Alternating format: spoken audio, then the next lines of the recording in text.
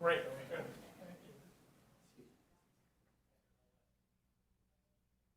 Great. Yes, you do. Susan, you're right there. Paul's already staked out territory.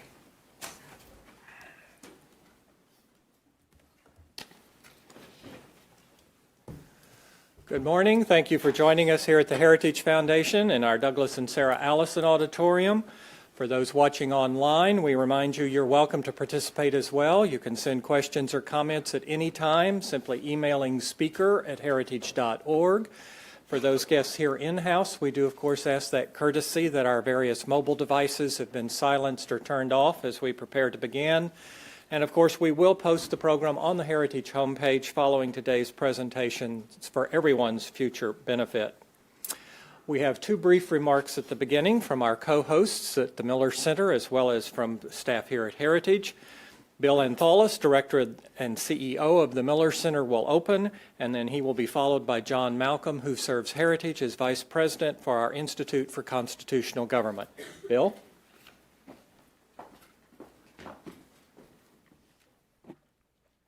Well, thank you. It's a real pleasure to be here with you all today.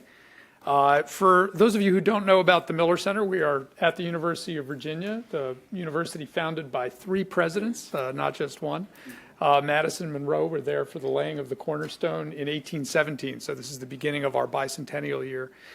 And the Miller Center itself has been at the university for 40 years. We're a nonpartisan and bipartisan organization. We have worked with the presidential libraries and foundations of the Carter, Reagan, Bush, Clinton, and Bush administrations to record their oral histories.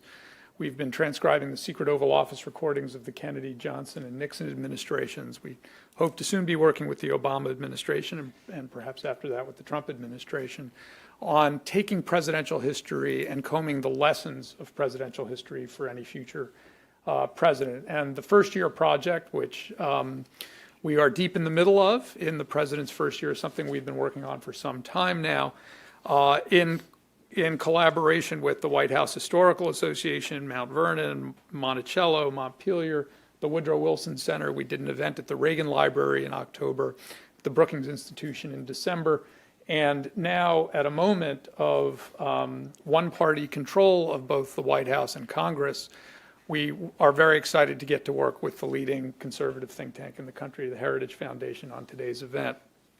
I don't want to say anything more than our thanks and appreciation, and I'm looking forward to hearing how the panels assess what I think we would all understand to be a very unorthodox president at a moment where he's trying to figure out how to work with a Republican Congress. It's not unusual for a president of the same party with Congress to both succeed and to also struggle in a first year. We have historical examples of both, and I look forward to hearing how both the National Security Panel and the Domestic Panel address how President Trump and the Republican Congress are doing. So with that, thank you. And to John.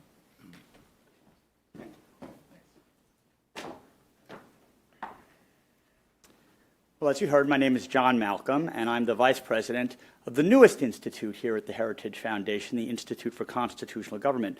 And I want to welcome you all to this event today about the first 100 days of the Trump administration. We're delighted to be co-hosting this event with the Miller Center. In fact, given their rich history in terms of presidential studies, I can't think of a better co-host for this event.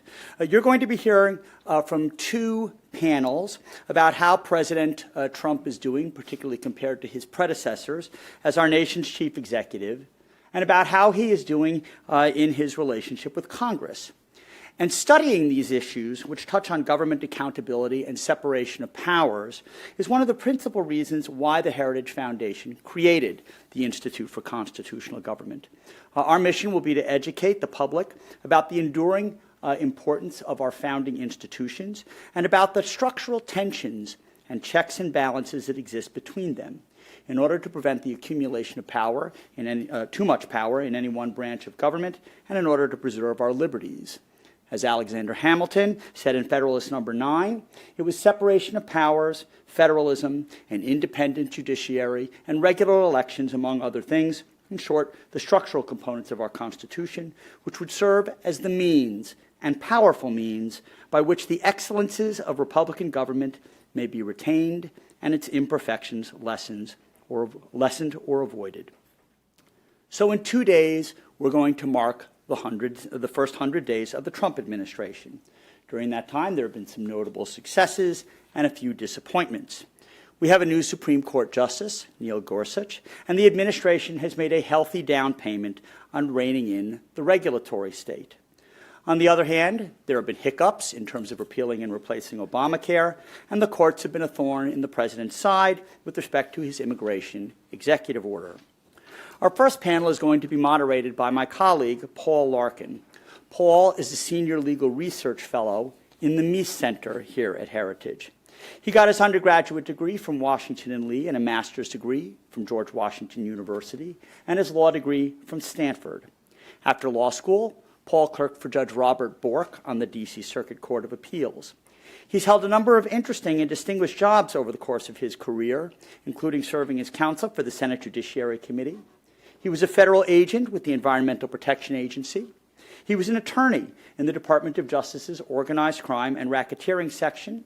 He served as Assistant General Counsel at Verizon and also as an assistant to the Solicitor General, where he argued 27 cases before the Supreme Court. Please join me in welcoming my colleague, Paul Larkin.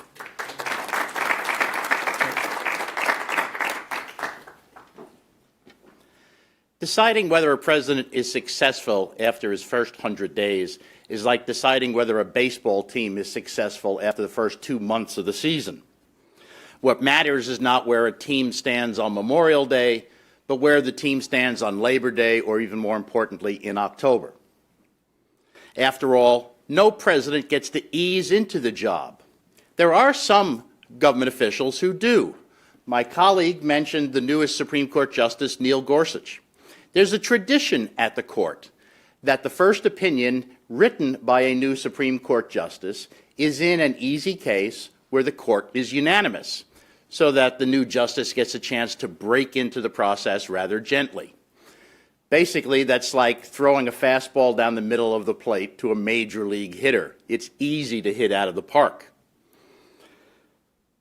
The president is not so lucky. He gets curveballs, pitches off the plate, and a few thrown at his head. And in the case of North Korea, perhaps all three at once. So what we have is only the beginning of an analysis of whether this president or any other can be successful. But to analyze that beginning, we have four sterling minds here with us today. The first speaker will be Susan Dudley. She is director of the George Washington University Regulatory Studies Center and a distinguished professor of practice in the Trachtenberg School of Public Policy and Public Administration at George Washington University. She holds a Master of Science degree from the Sloan School of Management at MIT and a Bachelor of Science degree, summa cum laude, in resource economics from the University of Massachusetts at Amherst. From 2007 to 2009, Professor Dudley served as the administrator of the Office of Information and Regulatory Affairs. She previously had directed the Regulatory Studies program at the Mercatus Center. She taught courses on regulation at the George Mason University School of Law, now the Antonin Scalia Law School. And she served as a staff economist at OIRA, at the Environmental Protection Agency, and the Commodities Futures Trading Commission.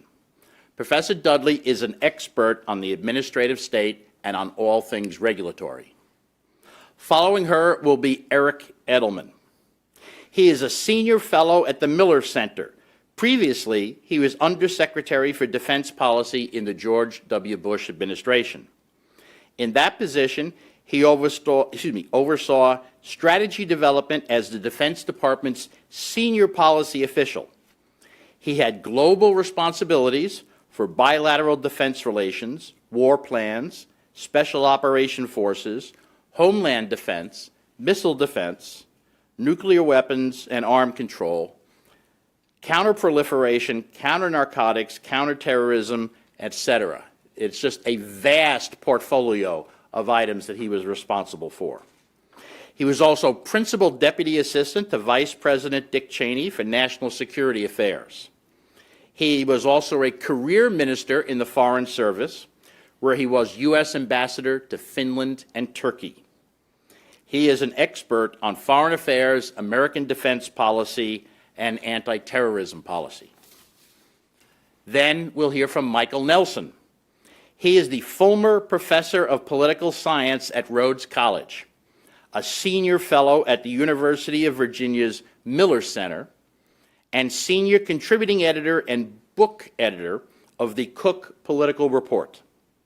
He received his PhD from Johns Hopkins University.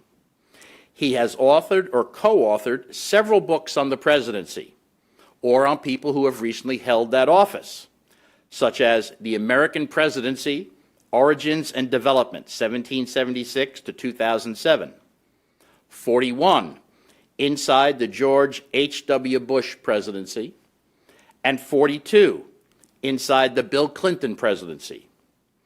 In addition to his work on the presidency, he has published articles on a diverse range of subjects, such as on C.S. Lewis, Charles Dickens, the Iliad, the Odyssey, and the Aeneid, Frank Sinatra, and my personal favorite, baseball. We then will hear from Lee Edwards. He is a distinguished fellow in conservative thought at the Heritage Foundation. Lee received a doctorate in world politics from Catholic University and holds the degree of Doctor of Humane Letters from Grove City College. He is a leading historian of American conservatism, the author or editor of 25 books, and an adjunct professor of politics at the Catholic University of America. He was the founding director of the Institute of Political Journalism at Georgetown University and is a fellow at the Institute of Politics at the John F. Kennedy School of Government at Harvard University. He is past president of the Philadelphia Society and a media fellow at the Hoover Institution. His books include biographies of Ronald Reagan, Barry Goldwater, William F. Buckley Jr., Ed Meese, and others. His memoir, Just Right, A Life in Pursuit of Liberty, will be published this fall. Please join me in welcoming our panel and hearing first from Susan Dudley.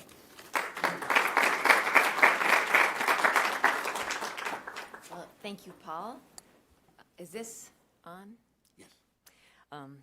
So I'm happy to be here today. As John mentioned in his opening remarks, we are nearing the 100-day mark, and the president made some big promises in his campaign and in the contract with the American voter, and he's getting mixed reviews on those. But the one area that his reviews, well, it depends on what you think about his commitments on regulation, but whether you like them or not, I think it would be hard to disagree that he has made some progress on the regulatory reform initiatives that he talked about.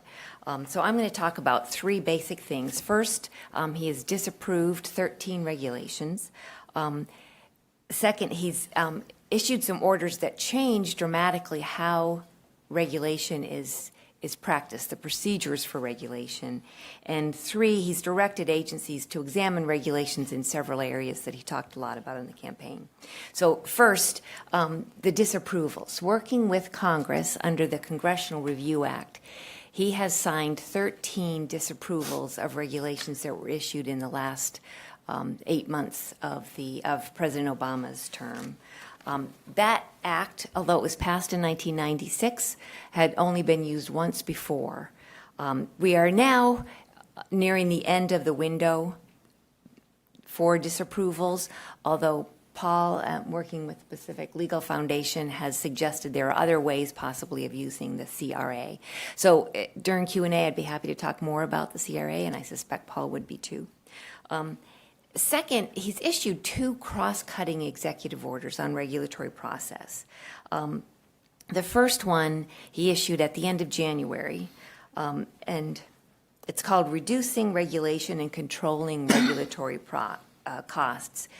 He said it's going to produce the largest cut by far in terms of regulations. He's also talked about cutting regulations by between 75% and 95%. I think it's fair to say that President Trump hasn't mastered the principle of under-promise and over-deliver. But I think this is an area where this really is a dramatic change to the regulatory process. Probably the most dramatic change since President Reagan required agencies to do analysis of their regulations and to submit them to the White House Office of Information and Regulatory Affairs before they are issued. So it's been called a regulatory budget or the 2-for-1 order. It's not a strict regulatory budget in the sense that it's analogous to a fiscal budget, which I actually think is a good thing. But it does impose two separate constraints. The first is that agencies have to eliminate 2 regulations for every new regulation they issue. And the second is he's put a cap on the incremental costs of new regulations. And for fiscal year 2017, agencies have to find, for every dollar of regulatory cost they impose with new regulations, they have to offset that 1-for-1, dollar for dollar. Going forward, the director of OMB is to set what that incremental cost cap is, and that means it could be greater than 0, the incremental cap, which would mean the cost of regulations could increase, or it could even be less than 0, which would mean not only would regulatory costs stay level under this, but would be reduced. Then later in February, he issued another executive order, and I'm such a regulatory nerd, I can rattle off the numbers of these executive orders, but I will refrain unless you challenge me. And that one establishes mechanisms and procedures for ensuring that agencies comply with not only this new executive order, but also the principles previous presidents have put in place, including President Clinton and President Obama. It establishes in every agency a regulatory reform officer and a regulatory reform task force to implement these executive orders. And while this isn't as dramatic as the first order, the more I think about it, the more significant I think it is, because for agencies always have a staff whose mission is to find the next area to regulate. This will be the first time that there will be a staff created whose focus is on reviewing existing regulations and seeing which ones may not be effective and finding ways to review them. So I think that's significant. So in addition to that, he's issued multiple executive orders and memoranda that target specific types of regulations. For example, he talked a lot about energy regulations on the campaign trail, and he, early on in the administration, he approved the Keystone Pipeline. He issued an executive order directing agencies to review and remove barriers to energy production, to domestic energy production. He also talked a lot about infrastructure and burdens on manufacturers, and has issued executive orders asking agencies to find ways to expedite permitting, especially for manufacturers. And he also rescinded President Obama's executive orders on federal contractors. Healthcare, he has famously not met the promise of repealing and replacing the Affordable Care Act, but on his very first afternoon in office, he issued a directive to his agencies that told them to exercise whatever authority and discretion that they had to minimize the burdens of the act. And then finally, on financial regulations, he issued an executive order laying out core principles and told agencies to identify regulations and other actions that didn't meet those core principles, and if they were inconsistent, to make changes. And then just last week, he directed the Treasury Department to work with OIRA to identify burdensome tax regulations. And I think that's significant for a couple reasons, but it may be down in the weeds, so I'll wait for somebody to ask me a question before I go on into that. So what outcomes can we expect from all these executive actions? I think the slow pace of nominations to appointments, especially the assistant secretary level appointments in agencies is going to constrain his ability to meet the deadlines, because a lot of these executive orders have tight time frames for agencies, 45 days, 180 days, in which to take action based on the orders. Also, it's important to know that to eliminate or modify regulations requires the same Administrative Procedure Act steps that agencies have to go through to develop new regulations. So it isn't something, unlike the 13 Congressional Review Act disapprovals that he was able to achieve working with Congress, and unlike the executive orders that he's been able to issue, to actually change or undo a regulation takes at least, I would say, would take at least a year, because it has to go through the notice and comment steps. Also, I think all these actions are likely to be litigated, and the results of that will affect the outcomes. But I do think that what these orders have done is it effectively directs agencies to reallocate internal resources away from creating new regulations with new regulatory burdens and towards relieving existing burdens. And for the first time, there's a constraint on the accumulation of regulation. Every president has asked agencies to look not only forward-looking and understand the effects of regulations before they're issued, but also to look back at existing regulations and identify which ones may have outlived their usefulness or may not be having the effect that was predicted.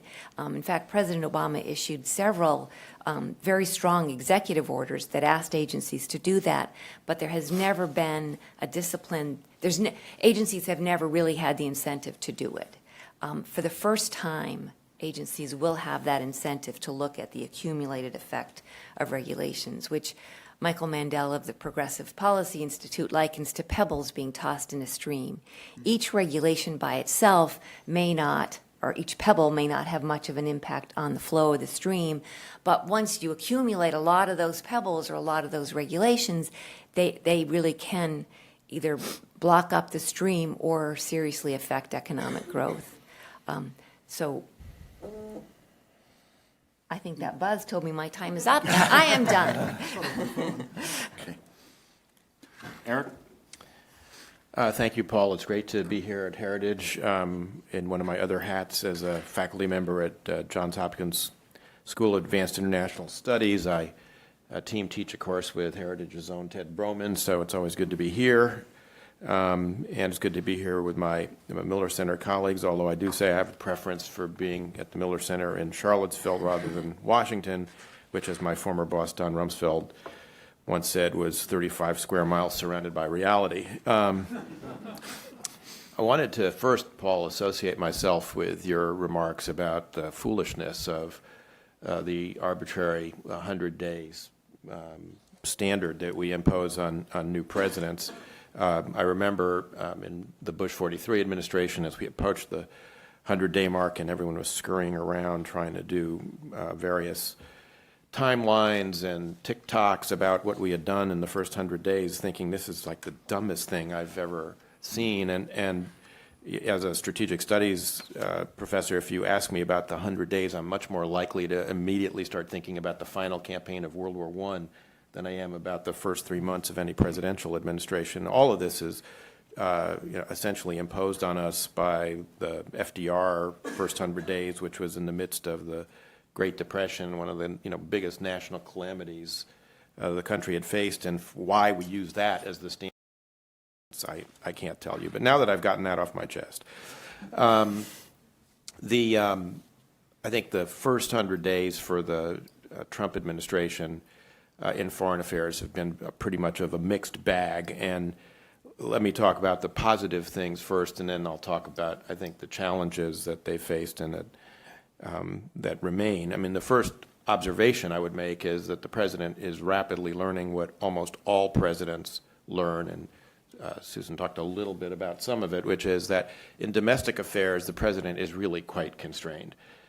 He has to work with the Congress, which may or may not be able to pass legislation that he wants.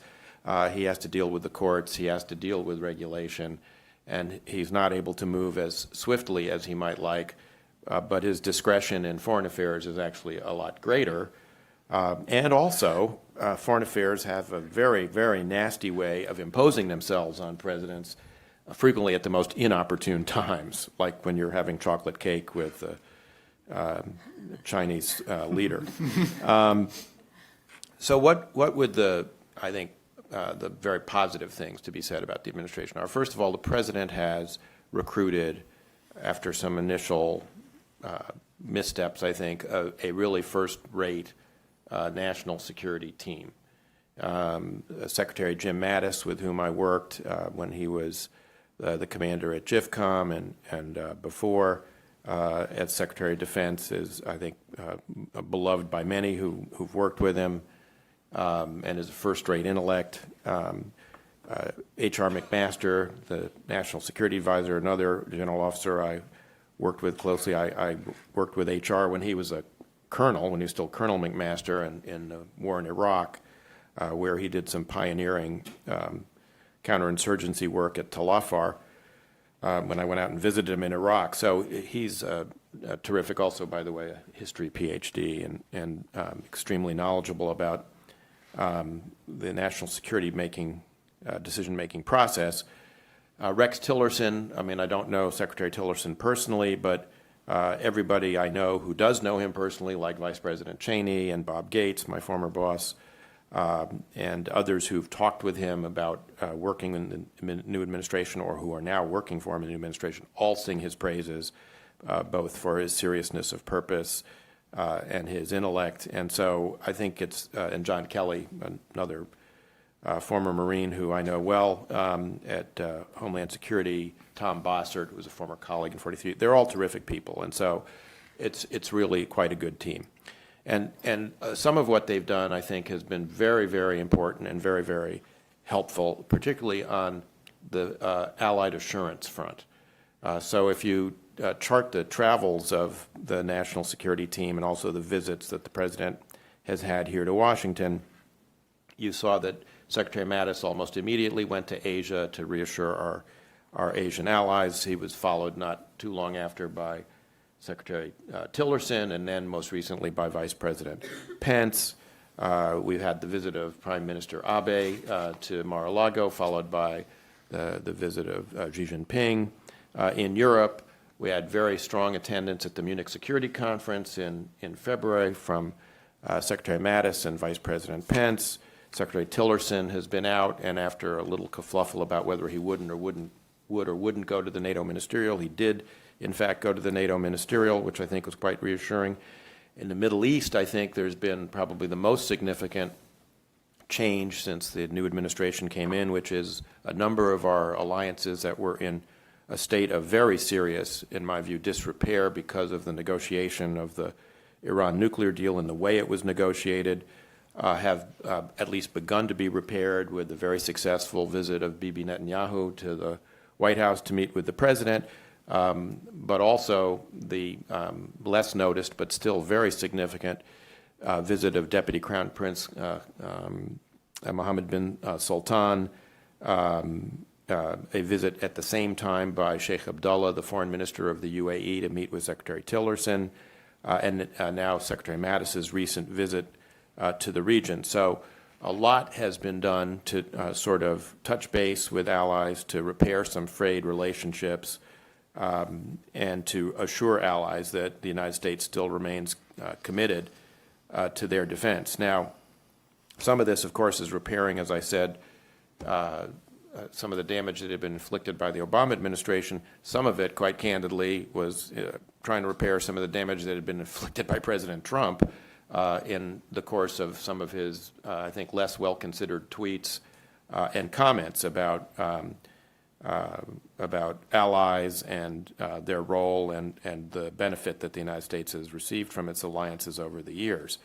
But overall, I think the performance of the team has been very impressive.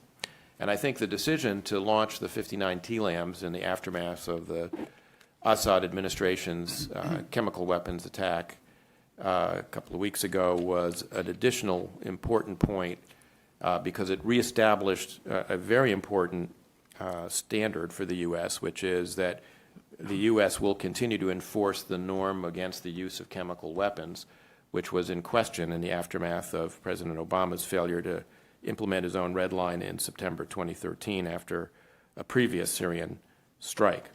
That being said, there are some unanswered questions that the Syrian strike leaves, and I'll come back to that in a minute, but I think it is the appropriate point to turn to some of the less successful things that I think have been going on. And I would echo here what Susan said in her remarks. One of the biggest failures of the administration, I think, has been on the personnel front. I mean, those of us who've served in government all know that personnel is policy. And the failure, and I think really this is, I think, a follow-on to the rather shambolic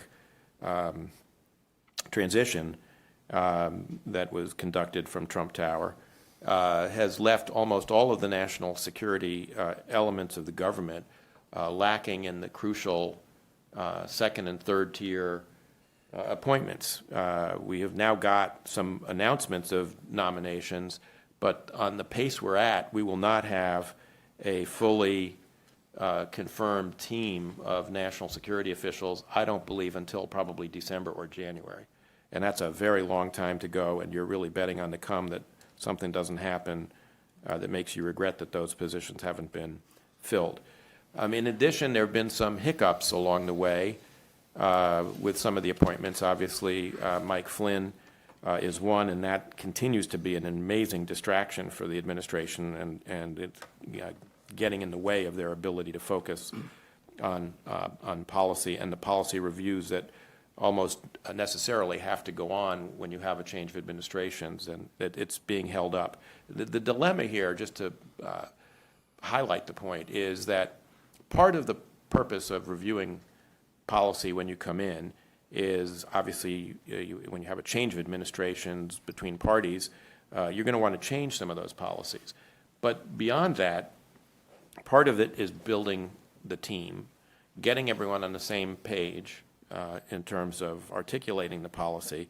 And you have a choice if you go the way they are now without having filled these positions. You can do the review and not get the buy-in from your appointees, or you can wait and wait until everybody's in situ before you start doing these reviews, and then you run the risk that something happens and it's like, to stick with a sports metaphor, since I know Paul likes those, and since I'm a Caps fan, obviously hope over experience there, but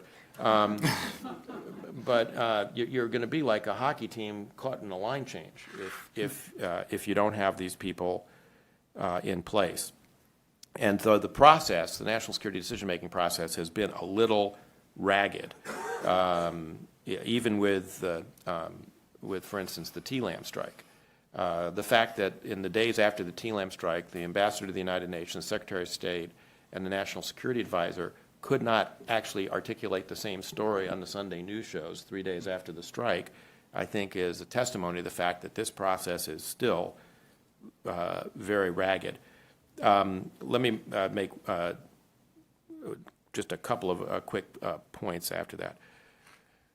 One of the things that's happened in the appointments process is that Secretary Mattis has, for a variety of reasons, burned up an enormous amount of his credibility with the Republicans in the Senate Armed Services Committee and the House Armed Services Committee, in part because of some of his selections, most of which are not going forward now, but also because of his failure to take as seriously as Chairman Thornberry and Chairman McCain and most of the members on the Republican side of those two committees take the budgetary straits in which the Department of Defense finds itself. And this is, I think, a huge problem in this first 100-day period that may come back later on to bite this administration. The President in September in Philadelphia promised a rebuild of the U.S. military. He promised a repeal of the Budget Control Act and an end to sequestration. We are not going to have a repeal of the BCA and an end to the sequester. And it's not even clear that we're going to have a major plus-up in the defense budget. I mean, we'll see what happens in the CR. and whether, what they get. But the president's lack of familiarity with the policy details on defense here has bedeviled him, because although he's announced in his speech to Congress the largest defense increase ever, $54 billion, et cetera, he clearly was not aware that that $54 billion is a 10% increase, in fact, over the Budget Control Act caps, but not over the last Obama administration defense budget. It's actually only a 3% increase over the Obama budget. And by both Senator McCain and Chairman Thornberry's lights, not even close to what's necessary, and I agree with them, to repair the damage that 8 years of budget cuts in BCA and sequestration have done to the readiness of the U.S. military. Long ago, Walter Lippmann said that you had to have your means and ends in balance if you were going to have a successful foreign policy. And since then, Samuel Huntington and others have said that's really the test of the solvency of a national security policy. And unless President Trump gets this part right, when he faces the tests yet to come, he may find that he doesn't have the instruments he needs to execute U.S. policy. And I'll just stop there. Mike? Thank you, Paul. In thinking about what I wanted to talk about today, well in advance of this event, it occurred to me that nearly all of the commentary on President Trump that one encounters in the media is about the ways in which he is unusual among presidents, and in many cases unique among presidents. He is the first person to come to the presidency out of the world of business. He's the first president to spend the pre-dawn hours watching and reacting to cable news broadcasts, and so on and so on. You're familiar with all the comments that have been made along this line. But it struck me that in other ways, he's been about what any Republican president would have been. And that's what I want to direct my remarks today. The ways in which President Trump has been about what a President Ted Cruz or a President Marco Rubio would have been in some fairly significant ways. And I've got a long list, but I'll mention just a few of those, starting with Vice President Mike Pence. Pence is exactly the kind of running mate that almost any Republican nominee might plausibly have chosen. He's a conservative, acceptable to all the conservative wings of the party. He's been a congressman, a governor. He is somebody who certainly has been willing to play a supporting actor role both during the campaign and in the White House.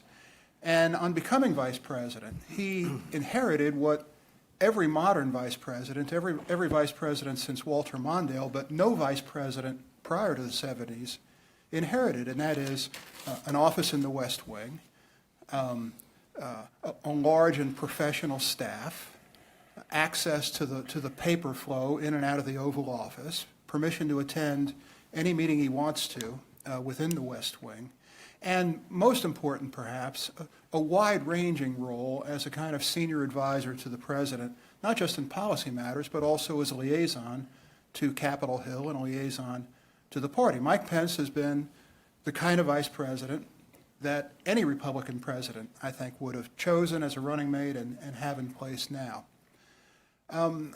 Fast forwarding a little bit to Election Day, one of my observations when I looked at the exit polls and saw how different demographic and economic and other groups had voted is that if you didn't know who the candidates had been in 2016 and just looked at the exit polls, you would have probably concluded that this was a generic Democrat running against a generic Republican. The only thing that was really unusual about the results in 2016 was that candidate Trump was able to carry a number of Rust Belt states and did so by attracting greater support than in recent elections among non-college educated whites, as they are commonly referred to. Well, but that's a trend that's been underway since the Nixon years, since the Nixon election in 1968 and 1972, drawing blue-collar whites into the Republican Party. So again, I think that's an aspect of the Trump presidency that sort of fits the mold rather than departing from the mold. The nomination of Neil Gorsuch, which I gather had some of its origins, at least, in the work of this foundation.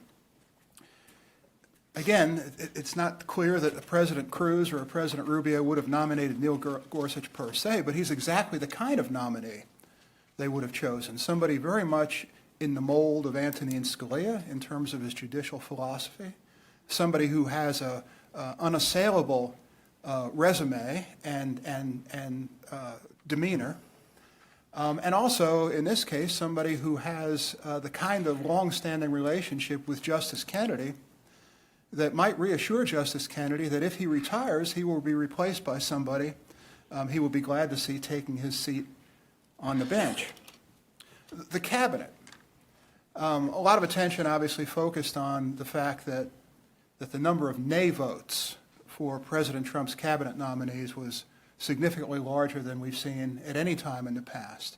But in terms of the cabinet itself, it's about the mix of people from the business community, from the military, from Congress, from the Republican Party, even a holdover Democrat, which has become sort of a tradition, about the kind of cabinet that you would expect any Republican who'd been elected president this year to appoint. On Capitol Hill, and I think this is an aspect of the presidency, even though it's not centered in the White House, and that is we've seen frequent turnover in control of the presidency, alternating control of the presidency from party to party. I mean, Bush the Republican, Clinton the Democrat, succeeded by Bush the Republican, succeeded by Obama the Democrat, and now Trump the Republican. And there have been similar rapid changes of party control on Capitol Hill in this period. What distinguishes a party that's been in opposition for a while, as the Republicans had been when Eisenhower became president, as the Democrats had been when Bill Clinton became president, and as the Republicans are today with their Republican president, is that it's much easier for a party to remain united in opposition to a president. It's much easier for a party to agree on no than to recast itself as part of a governing coalition for whom it's not enough to say no. You've got to say yes, and you've got to say yes to something that is specific. We've seen this play out. It's still playing out with the health care reform initiative. Republicans had no trouble at all voting time after time after time to repeal Obamacare, and they're having a heck of a time agreeing on what to say yes to in terms of a replacement. It's foreign policy, and I'll wrap it up here and save time for discussion. In foreign policy, it hasn't been quite America first, has it? That was the theme of the campaign. That was a theme of the inauguration. But it's been interesting to see President Trump engage with foreign leaders whom he didn't prepare the country for that engagement with, the leader of China, for example. It's been interesting to see how he has embraced, may be too strong a word, but certainly accommodated the alliance with NATO as a positive thing rather than as an object of resentment. And I think Erica's exactly right. The willingness to use the might of the American armed forces so far in Syria and in Afghanistan in ways that depart substantially from what President Obama did are about what would not have been surprising, put it that way, if it had been a President Cruz issuing those orders or a President Rubio. Thank you. Lee? What strikes me as I listen to my co-panelists, and I'm sure to you as well, is that we have these two images of President Trump. On the one, we have this sort of feckless guy who sends off tweets and sort of blusters about and can't quite make up his mind. When he does, he changes his mind. And it really just sort of almost dysfunctional. And very often that is the picture that's given of Mr. Trump. And yet, when you listen to what my co-panelists have said and how they've outlined, sounds like this man really sort of knows what he's doing. I mean, he's making decisions, whether it's regulatory reform, whether it's taking appropriate strong action in foreign policy and in Syria, whether it's nominating someone like Mike Pence as his vice president, or Mr. Gorsuch as a member of the Supreme Court.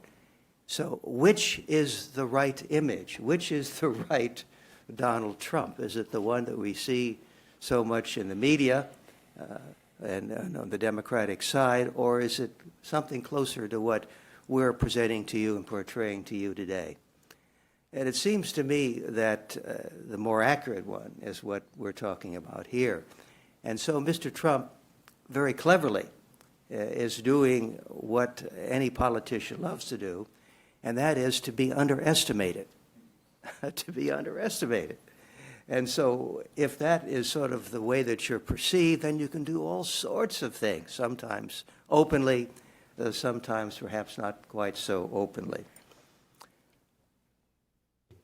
And he's having political success. We haven't mentioned that yet, so I just want to add this. There have been several polls, the Washington Post, the Wall Street Journal, the networks and so forth have all come out with recent polls this week on public approval. And they all show, as you might suspect, the Democrats are overwhelmingly against and disapproving. Independents not doing too well, but the support among Republicans is extraordinary. It's in the mid-90s, 94, 95, 96. I think Rasmussen even had it at 98. So what does that tell you? That tells you that if 63 million people voted for Donald Trump, which they did, and that if 90-some% are approving of him, that he has about 60 million Americans who think he's doing a pretty good job. And you can build a good, strong administration and a good political record on that. And I think that's one of the strengths of this administration, that Mr. Trump is reaching out to those people who supported him with things like the Pence nomination and selection, the nomination of Gorsuch, the strikes against Syria and al-Qaeda and ISIS. And overall, I think that also we really should, why don't we just stop having events like this, Paul? I think that these artificial constructs of 100 days are just nonsense, absolute nonsense. I went back and looked, and what do we have? Back there in the early 1933, we had, of course, we're in the middle of a Great Depression, 25% of the adult population unemployed, the GDP down 90% from 1929, and the stock market in free fall. Well, there was a reason to have some kind of examination of the presidency after 100 days, because we're in a crisis. We're not in a crisis today, so I think what we ought to do is to have another meeting perhaps 180 days or maybe 250 days or whatever, and let's borrow from our old friend Joe and Lai, who, when he met Richard Nixon when he came to China back a few years, and Mr. Nixon trying to come up with a item of discussion said, well, Mr. Premier, what do you think of the French Revolution? What's its impact been? And it is alleged that Joe and Lai said, it's too early to say. So I think it is a little too early to come up with any definite conclusions here. Thank you, Paul. Oh, let me just add to what Lee said. It was also the fact that when FDR became president, he became president in March, not January. So he had an additional 2 months to go through and work everything out, which would have made his first 100 days in office that much easier. But let me offer, before I ask any questions or before I let the audience do it, let me offer panel members the opportunity to comment on what anyone else has said. All right, if that's the case, then let me ask you this question. I'm going to use the prerogative to ask the first question. I think it was Mike that said Trump is our first president straight from business, without prior experience in government. Does that mean it's really unfair to try to assess how he's going to be as president until he goes through an entire cycle? And by cycle, I mean a budgetary cycle, an appropriation cycle, and 2 years of Congress, because Congress acts differently in the first year than it does in the second, because the second year they're focusing more on campaigning and the like. Is it unfair to ask the public to make a judgment about Donald Trump as president without giving him the opportunity to go through all that, get that experience, and work from that? Well, that's a very good question. When I pointed out that he was the first person to come into the White House from outside government and outside politics, that wasn't to say he's the first president who came in having a lot to learn on the job. Every president has to undergo a period of on-the-job training because there is no other position that prepares one completely and exactly for the range of responsibilities, the intensity of the scrutiny, the degree of pressure that the presidency involves.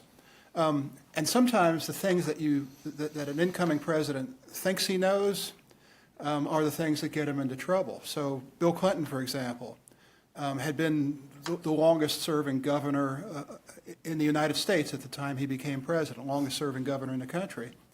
Thought he knew how to deal with the legislature.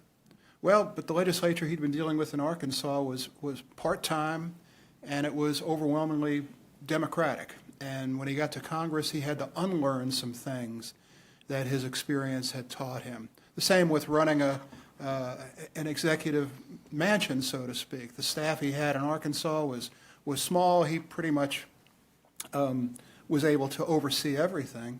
He becomes president, and now you've got a large institutionalized White House plus the departments. So I think in some ways, Donald Trump, to the extent that we are evaluating Donald Trump based on his prior experience, we shouldn't assume that he gets, 10 strokes, whereas somebody who's been governor gets 6 strokes. This is golf I'm talking about now very badly. I think that in a sense, he is more alike than different in the sense of having a lot of sort of on-the-job training to experience. Now, the 100 days thing, I don't know. We're all, 100 days is artificial in the sense that it's not 99 or 98.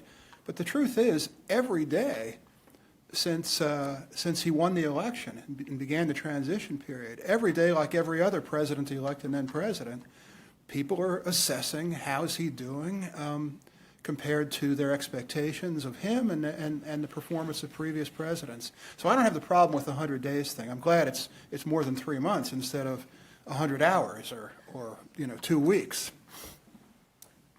Susan? I agree that it's an arbitrary mark and that it's, in my field of regulation, is too soon. It's way too soon. But I'll be a bit of a contrarian and say that he himself had his contract with the American voter that said, these are all the things I will do in my first 100 days. And so, he asked to be held accountable for a lot of these things. So I don't think it's unfair. I don't think it's someone else who has imposed this arbitrary limit on him. It's the, overpromising problem. Eric, let me direct the question to you. The 100 days issue really focuses mostly on domestic matters rather than foreign policy. And it also seems to focus on getting new programs adopted rather than repealing old regulations, which is what Susan talked about.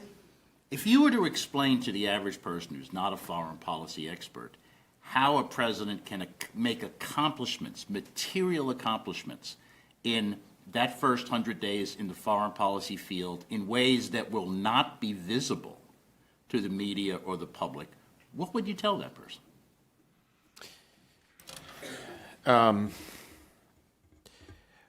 Well, Paul, first, let me say I take Susan's point completely, which is that as arbitrary and foolish as I think the 100 days standard is, the president did hold himself to that standard, and so therefore people judging him at 100 days, I agree with Mike, they're judging him all the time, so why not 100, why not 99? We could do it 101 too.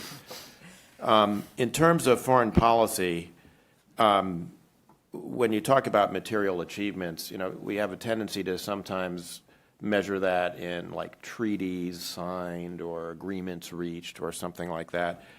My own view is that, in 100 days, administration can barely figure out what they're doing, and to expect them to actually negotiate anything serious is not realistic.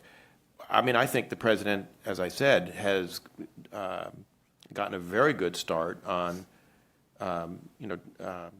establishing some relationships with world leaders like Theresa May, like Bibi Netanyahu, like Xi Jinping, and Prime Minister Abe, Chancellor Merkel, maybe not so much. We'll have to see how that one plays out. And that's an important one. But I think he's also learning how, in foreign affairs, how ephemeral and effervescent accomplishments can be. So, people were saying how great it was that the president got Xi Jinping's attention with the tea lamp strike, which I think he did, by the way, and I think it was perfectly fine to do it in the middle of dinner, chocolate cake and all. And the crowing that went on afterwards, well, now China's finally really, taking the North Korea problem, very seriously. And I've had some skepticism about it because I've watched this movie before with the Chinese, getting activated to do something about North Korea because an American president tells them that, they need to do it. I mean, I remember President Bush telling Hu Jintao, you really need to do this, it's going to be a big problem. And, it lasts for a little bit, and, already today, apparently they're letting the coal ships land now. They're not letting them offload, but now they can land in China. Flights from China have been resumed to Pyongyang. So, the half-life of the pressure that's being put on North Korea is turning out to be pretty short. So I think the reality is it's very hard to have anything in the foreign affairs realm that is terribly substantial in the first 100 days, unless, something imposes itself on you. You have some kind of crisis, and you've got to deal with it. And in the Bush 43, we had the EP3 crisis with China, which none of us anticipated, and which I think it actually technically may have fallen slightly outside the 100 days. I think it was in mid to late April, so I think it was like slightly beyond 100 days, but it was roughly in the first 100 days. And we were able to resolve that peacefully and prevent a crisis from spinning out of control. But is that? I don't think history books are going to record that as a very important, lasting achievement of the Bush administration. Lee, let me direct this question to you, but also offer it to anybody else from our panel. It's always been my belief that when people elect a president, they look at three criteria more than others. First, does he have the candle power to do the job? Second, does he understand what my life is like, what life is like for the average person? And thirdly, does he have a good character? And in that regard, principally, is he going to make decisions to better the republic and to better the life for the average person, then better his own future, how history thinks of him, or what his party says, etc.? How do you think, from what we've seen of Donald Trump so far, he ranks in those criteria compared to other people you've seen? Well, as we know, he said that we want to make America great again, and that was something that he said over and over again in the campaign. And so I think what he's tried to do since then, to go back and to reiterate those points, he's reaching out to those people who voted for him. He's reaching out through tweets, and I think he's a master of communication. And I think you have to be able to do that, to communicate. And in this fast-moving world that we all live in right now, that means not only daily, but sometimes hourly. And so I think that he's a master of that. I think if you want to understand Donald Trump, you have to realize that he grew up in New York City, and that he's a New Yorker. and that he's somebody who can be very direct, he can be very quick, he can be very pungent in language, and then at the same time understand people not only at his level, the billionaire level, but this is a guy who worked for years and years and years with blue-collar people. So I think he understands it. And if you look at his use of language in the tweets and elsewhere, you can see that understanding that he has of the blue-collar guy who, it's been called here, that remarked that so many of them did vote for him. He confronts, I won't say an impossible situation, but a deeply, deeply divided country. We know that philosophically, politically, culturally right now. When people come to the Heritage Foundation, as they did yesterday, and give us the third finger, I mean, this is the extent, I mean, these were dozens and dozens of people out there screaming and yelling and giving us the third finger. I mean, this is the level to which some dialogue is being conducted today. So what does he do? And I think what he has to do is to reach out, first of all, solidify his base. That's absolutely vital, politically speaking. And then I think he can begin to reach out to independents, whether or not it's possible to bridge the divide, the ideological divide, the partisan divide between Republicans and Democrats, between so-called progressives and so-called conservatives. I'm not sure. That, I think, will have to wait for at least another 180 days and perhaps even longer than that. Anyone else? I guess I would add to your list of three a fourth, and I think in some ways it was at the heart of candidate Trump's appeal as a candidate and continues to be, and that is voter sense of a leader's authenticity.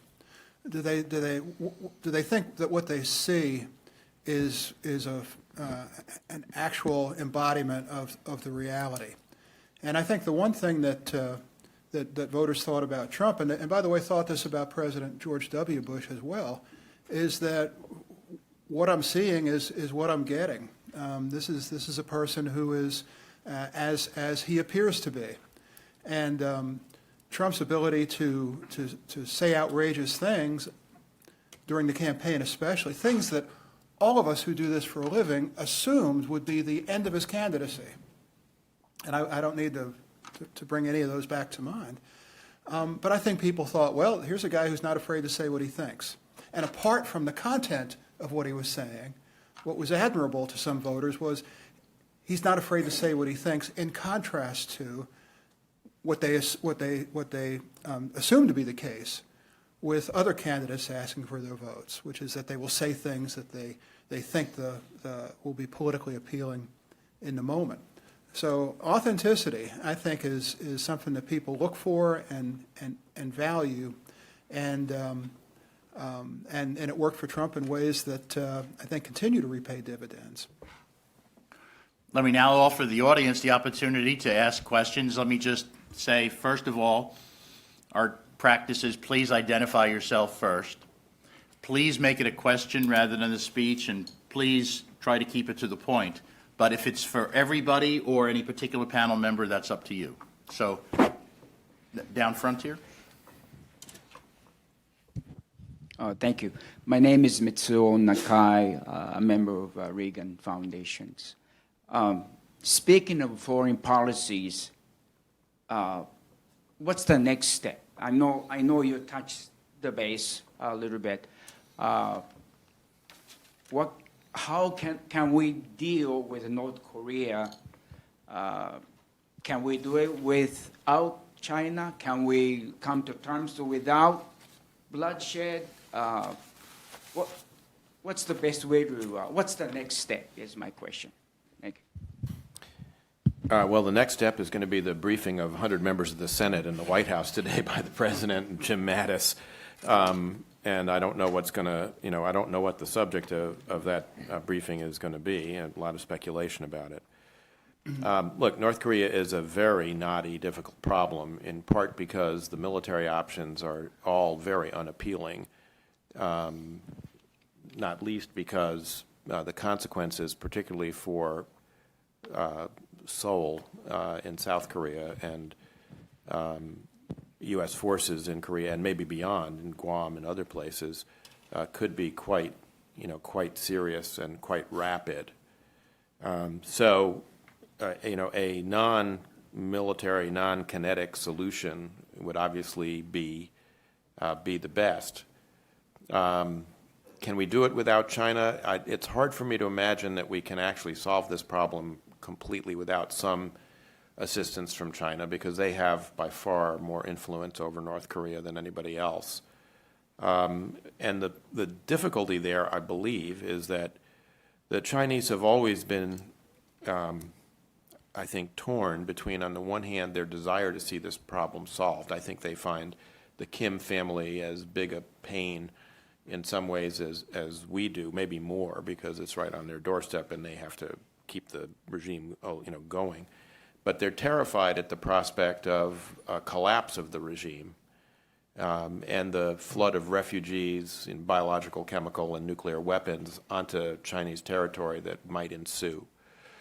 And as a result of that, while they're willing to put a certain amount of pressure on the regime, they almost inevitably kind of recoil from pushing the regime so far that they end up with a unknowable outcome, which is what happens after Kim Jong-un is killed by some member of the North Korean military and some new regime takes over. The fear of the unknown for them is greater than the fear of what they're dealing with.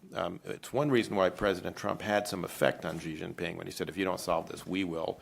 That creates some pressure on China, but there's a limit to how much that pressure will work. And there's also a danger, of course, that the bluff will be called at some point, and the Chinese will say, okay, well then go ahead, do your best. And that, I think, the live fire demonstration of artillery yesterday that the North Koreans put on is a reminder that Seoul is, put aside the nuclear weapons, Seoul is, very much at risk of, it's a city of 10, 12 million people, of being turned into what the regime calls a ring of fire, and it's not a Johnny Cash song. It's a real threat.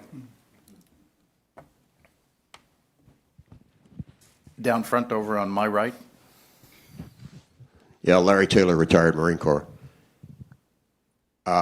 From a personal perspective, I'd like to hear the panel, especially Mr. Edelman, opinion on the best thing from my perspective of the Trump administration is that finally, after many, many years, people understand what I'm talking about when I say I'm a Republican with a small r and not a capital R, Republican in the constitutional sense and not in the party sense. The specific question is, especially in the domestic arena, isn't President Trump exactly the opposite of me?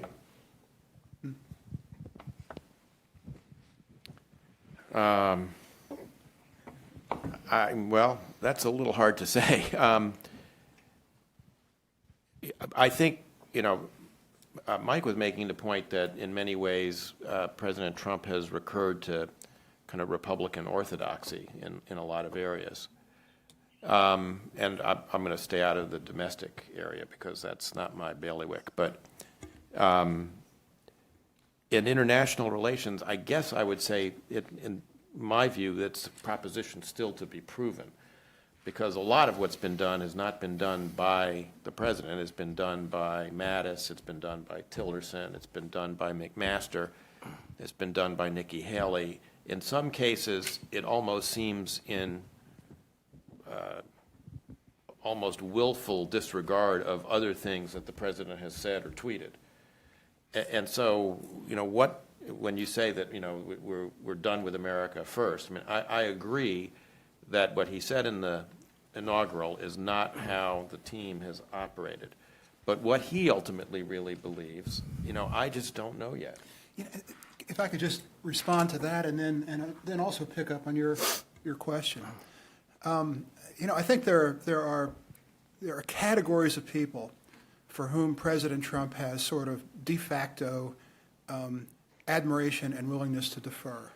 And chiefly, those are people who have been successful in the business world and people who have been successful, risen to high levels in the military. And that's why, to me, it was so encouraging to see a team of Mattis and Tillerson and now McMaster, because I think these are exactly the kinds of people whom President Trump is most willing to defer to. I think he sort of respects them based on what they've done before they came to occupy the positions they do.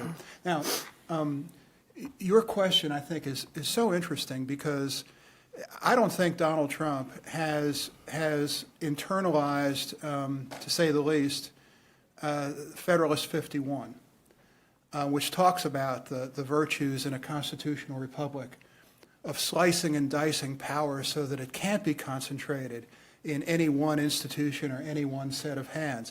But to me, one of the interesting things about Federalist 51 is that Madison doesn't assume that anybody who's in a position of power actually believes in Republican government, but rather in pursuing their own ambitions for greater power, they will be counteracted by others in other positions of authority who have ambitions of their own.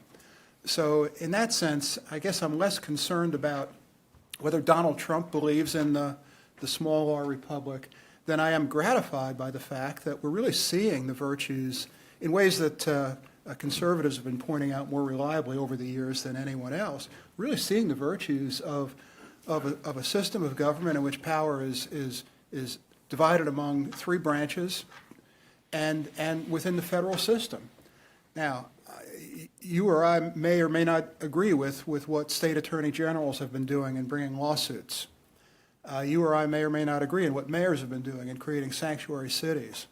But the larger point, that there are pockets of authority that are distributed throughout the country, in such a position as to provide effective resistance to any effort to centralize power. That, to me, is the encouraging thing.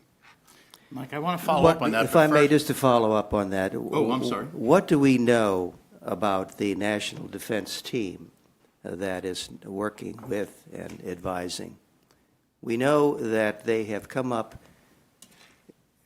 through and influenced by one particular president, and some of them were even served under him in various capacities, and that's Ronald Reagan. And what was Ronald Reagan's summation of his foreign policy? Was peace through strength. Has Trump said anything which suggests that he understands it? Well, yes, he's talked about building up the military. He's talked about bringing back respect to the veterans. He's talked about standing tall, even using phrases like, America first and so forth. That was probably more political than it was anything else, but perhaps not. So I take myself, and I think we all should take, be impressed by and satisfied with the implication that peace through strength is, in effect, the policy of this administration. And if so, and if my argument holds true or not, then I think this augurs well for dealing with the situation in North Korea. And of course, part of that, it seems to me, not only has to be China, but also Japan. Japan has to be a key actor, and perhaps even more of a key actor. And I think that the fact that Mr. Trump spent a couple of days, as he did, with the Prime Minister Abe, maybe suggests that he understands that. We have a question over here on my right. Oh, sorry. I'm David Azarat with the Heritage Foundation. I'm surprised that no one on the panel has brought up, I think, the two signature issues of trade and immigration. I say signature because these are really the ones where he stood out from the other 17 Republican candidates, or however many they were. And I'm curious to know, again, making allowance for the fact that 100 days is an arbitrary standard, how you think he's doing so far in these two realms.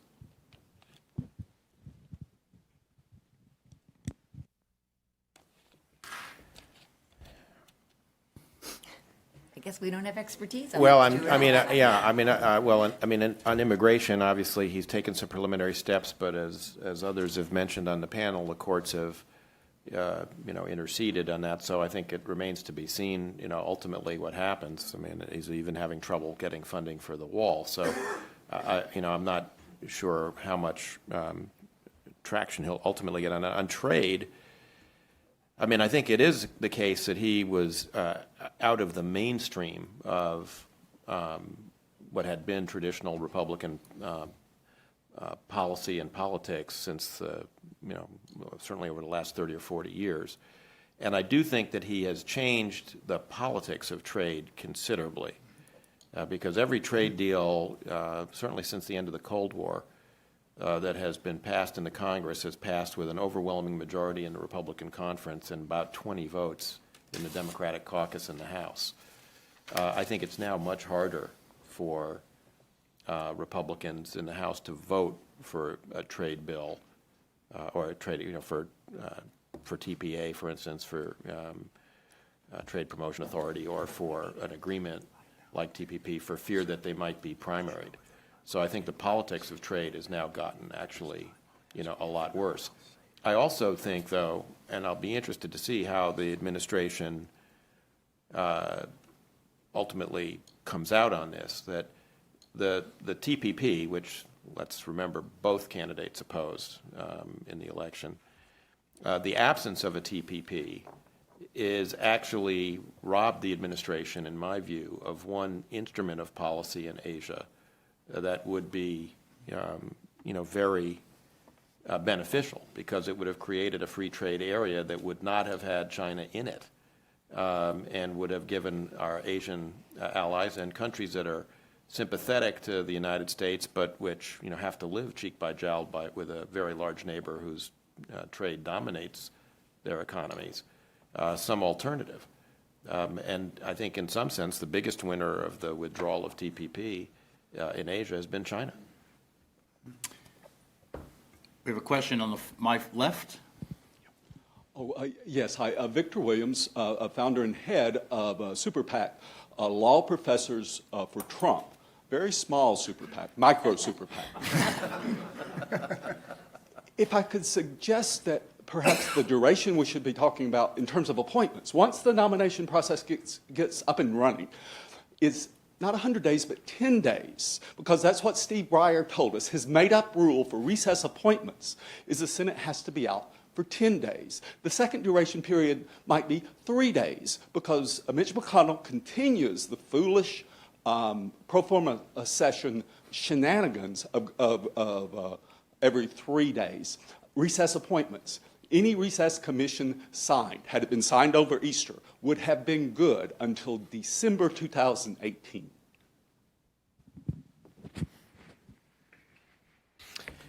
Well, I was a recess appointee for a period of time. I was being held by the then ranking majority leader of the Armed Services Committee, not for any delinquency or dereliction on my part, but for, I was a hostage. And I can tell you it's not a very comfortable position to be in, because there is a clock ticking on your appointment then. And, every day when you're sitting in, at least in the senior positions, every day you're making decisions. And you know that those decisions are ticking somebody off. And the more decisions you make, the more people are getting ticked off, and the more you have to worry a little bit about what's going to happen when I finally get a vote, or if I finally get a vote. Or am I now giving 20 other members of the Senate a reason to hold my nomination? So, look, recess appointments sometimes are a recourse that the administration has when there is an urgent need to put someone in and there's a problem, or there's kind of problem I ran into, but it's not good governance in my view. It's not the way we ought to run the railroad. If I could just throw out the name, William Pryor, recess appointed 11th Circuit, and the great Jean Kirkpatrick. She went to the UN about what she said and what senators thought about what she said. Yeah, but she finally did get confirmed. And she was confirmed in the end of the day. That's what the bill for. We're about to run out of time here, and we're going to start the next panel immediately after this rather than have a recess. Let me just ask one last question. That's of Susan. Most discussions about how to improve the economy focus on fiscal policy or monetary policy. How much can improving regulatory policy help, and how much of that can the president do on his own? I think that's right. Most people are very aware of the taxes they pay and the fiscal budget, but they're much less aware of the effect that regulations have on their family income and ability to buy the things they want. Presidents have a surprising amount of leverage when it comes to regulations because, and this gets a little bit to this gentleman's point, Congress delegates broad authority to regulatory agencies and courts defer to regulatory agency decisions. So that does leave the president and the executive branch with a lot of flexibility, but it does take time. It can't be done quickly. Please join me in thanking our panel. And as I said, we will go right into the next panel. I'm so glad I got to hear this. I enjoyed your books on 41, 42, by the way. Well, it'll be 43. Hey, did you write that? I love the title you had there. It's a little disappointing. I did write it out and then sort of spoke from it. And Are you I think it's planning going to be to? in USA Today. Okay, here. Tom. That's how everybody knows me, so I'm stuck with it now. Come down and as much as Yeah, I guess that's right. Well, I'm sorry I couldn't have been here earlier. I had another meeting across town. Oh, it's okay. It was a really good panel. They did more of a formal statement by each person and then Right. Q&A, and I thought we would just be more formal and do Q&A. Sure. I think it's kind of nice to change up their format. Yeah. It always works. Good. Well, we're so glad Looking you're forward here. to it. Dan, good to see you again. My friend from Jackson Hole. Yes. Hey, Dan, Tommy been there. Tommy, how are you? Doing well. How are you?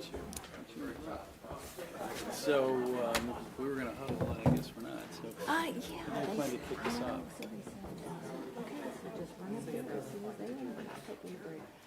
So what I'll do is I'll introduce everyone from the podium, and then I'll take a seat. The previous panel did. Just at the very end. Yeah, so that they did more 5-minute statements. I can do this go to our topics. Yeah. So you just ask questions. Yeah, exactly. Is that all right? Yeah. Okay, great. Thank you.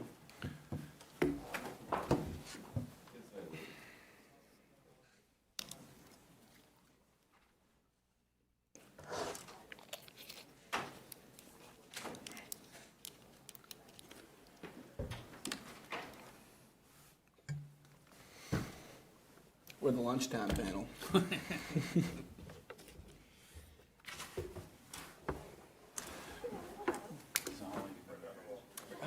Coming up on 3 years now. That time was split between Heritage Action and Heritage Foundation. I'm with the foundation now. And what is your particular area of expertise? Yeah, well, so I just took over the executive branch relations, so that makes me now director of congressional and executive branch relations. So I do. You had them prior to. Yeah. So I do all of our programming on Capitol Hill and outreach to the You worked up administration. there before? I did. I came from the Hill. I was with Mr. King from Iowa, as legislative director, before I got to Heritage Action. So Tommy, your official title now is somewhat different from what's on. Pardon me, we're waiting for a panelist who's on his way, as I understand it. Tommy, It's I'm not sure what you have. It's I've director. got director of policy. Oh, okay. I'm director of congressional and executive branch relations. Sorry about that. No problem, that's good.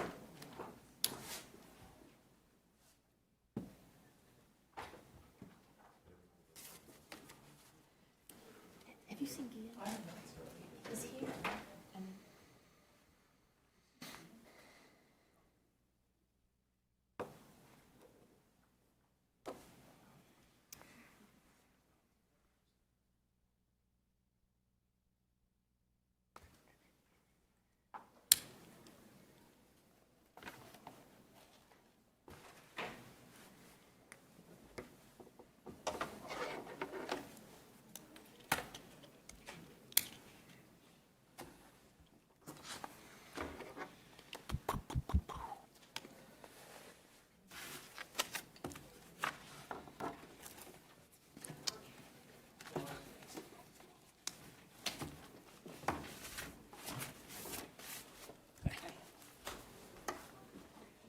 Good to see you, Dan Meyer. Good to see you. Yep.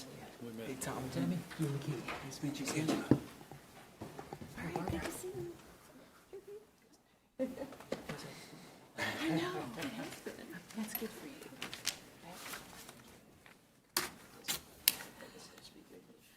And now you're just on drop.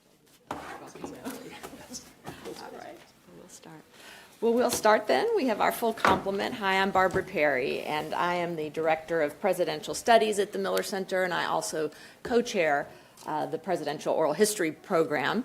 As our director, Bill Antholis, mentioned to you, the Miller Center has done the official oral history of every president going back to Jimmy Carter, and in fact started with the Ford administration. And so we are now coming towards the end, hurtling towards the end of the Bush 43 project, and be looking for that. We will probably be rolling that out within the next year or so. So we're to talk about President and Congress today and their relations. So we have assembled for you a superb panel to talk about that. To my left here is Tommy Binion. He is here at Heritage. He's the Director of Congressional and Executive Branch Relations.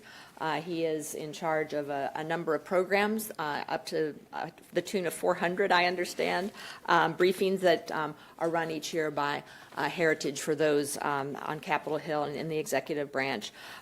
Tommy served on the Hill prior to coming here, as I understand, for Congressman King from Iowa. And he also has earned his degree in political science from Wake Forest University. So he's a fellow ACC member with us at Virginia. My colleague and friend, Guillen McKee, is next to Tommy's left. He is an associate professor in presidential studies at UVA's Miller Center. He holds a PhD in American history from UC Berkeley. Again, back in the news, that institution. He specializes in healthcare policy, particularly Medicare and Medicaid, urban policy, and the history of the Great Society. He's a member of our research faculty at the Miller Center, and particularly in our presidential recordings program, where he focuses on analyzing, annotating, editing, and interpreting the LBJ and the JFK tapes. He is the author of a book entitled The Problem of Jobs, Liberalism, Race, and Deindustrialization in Philadelphia. And he's currently on leave. So he said it felt like he's been a little bit on a deserted island. And I said, well, you've just parachuted into the volcano by joining us today. But he's on leave to write a book on healthcare, and particularly healthcare economy in American cities. And he's particularly focusing as a case study on Baltimore. To Guillen's left is, as I call him now, my friend from Jackson Hole. Dan Meyer was with us at the Miller Center in Jackson Hole this past summer for a very interesting policy meeting, particularly to talk about the first year of presidents, both the one that we thought might be coming up for this new presidency, but also looking back to history. And indeed, Dan, as president of the Derberstein Group, has actually been making history through most of his career, and particularly his time on Capitol Hill. He served on Capitol Hill for Senator Rudy Boschwitz, as well as for Congressman Vin Weber, and then moved over to the staff of then Representative Newt Gingrich, and on into the whip's office, and then on to the Speaker's office, and so was there with Speaker Gingrich in the rise to the Republican heights in 1994-95. Most intriguing to me is that Dan was the main point of contact for House Republicans with the Clinton White House. So since we at the Miller Center like to hear about the lessons of history, I hope that he will talk a little bit about that. But in the Bush 43 administration, Dan served as the assistant and deputy assistant to the president for legislative affairs. And he points out that in President Bush 43's book, Decision Points, that President Bush described him as, quote, a cool-headed legislative affairs chief. And so one of my first questions, I think, to Dan will be, did the president have a nickname for you that might have been based on that description? No, not based on that description. All right. People who he deemed to be tall, it was always big guy, or male. Stretch, Big right, as I understand it. All right, I'm going to take a seat, and we're going to use A little bit different format from our first panel. Instead of having official and formal comments from each one of our panelists, I'm going to throw out some questions to them, and they may volunteer to answer or can contribute other topics that they'd like to talk about. I know we've used just about every sports analogy to describe the 100-day metric for presidents, so I will just, in full disclosure, tell you that I come from Louisville, Kentucky, so my sports are college basketball and the Kentucky Derby, which is coming up a week from Saturday. I guess using that analogy, I would say for the first 100 days of a president, if a horse stumbles out of the gate or is going last in the pack as they go around the first turn at Churchill Downs, doesn't mean that horse can't come from behind. Likewise, you can have a horse that's out in front for the first half a mile or 3/4 of a mile, and then he can fade. And certainly in the Derby, which is 1.25 miles, and you know about Belmont being probably 1.5 miles, that often happens. So in sort of throwing out this concept of the metric and keeping in mind that the Miller Center is focusing on the entire first year of presidents past and presently, in part because when we discussed how we wanted to think about presidents coming to the fore in this past election, we said, well, everyone's going to focus on the first 100 days, so why don't we focus on the first year, and again, particularly of presidents in the past, look at those histories and the lessons of those histories and apply them. So having heard the first panel say, well, it's an artificial metric, and indeed the current president has said this is an artificial metric, could we maybe focus on the president himself and what this current president should be thinking about as he looks back over the first 100 days and looks ahead to the next 265 and to the next almost 4 years. So think about what he might want to be thinking about and what other presidents have thought about as they looked back through their first 100 days. So we'll start then with Tommy. Thanks. I want to ask the audience to think back to President Trump's campaign. More than most presidents, President Trump ran against Washington. He ran against the press. Think about his campaign rallies. He would point at the press in the back of the room and call them liars. He ran with a certain disdain for the Washington establishment. And so I want to ask, as we think about these 100 days, let's flash back to how we thought about then candidate Trump. How did we expect his 100 days to go? Did we expect it to look a little bit like a bull in a china shop? Did we expect it to look, asking? So that should frame the questions we ask about President Trump's first 100 days. We knew that they would look very different. And so in a lot of ways, it's important to compare him to other presidents. And in a lot of ways, we have to color that with the campaign rhetoric he himself chose.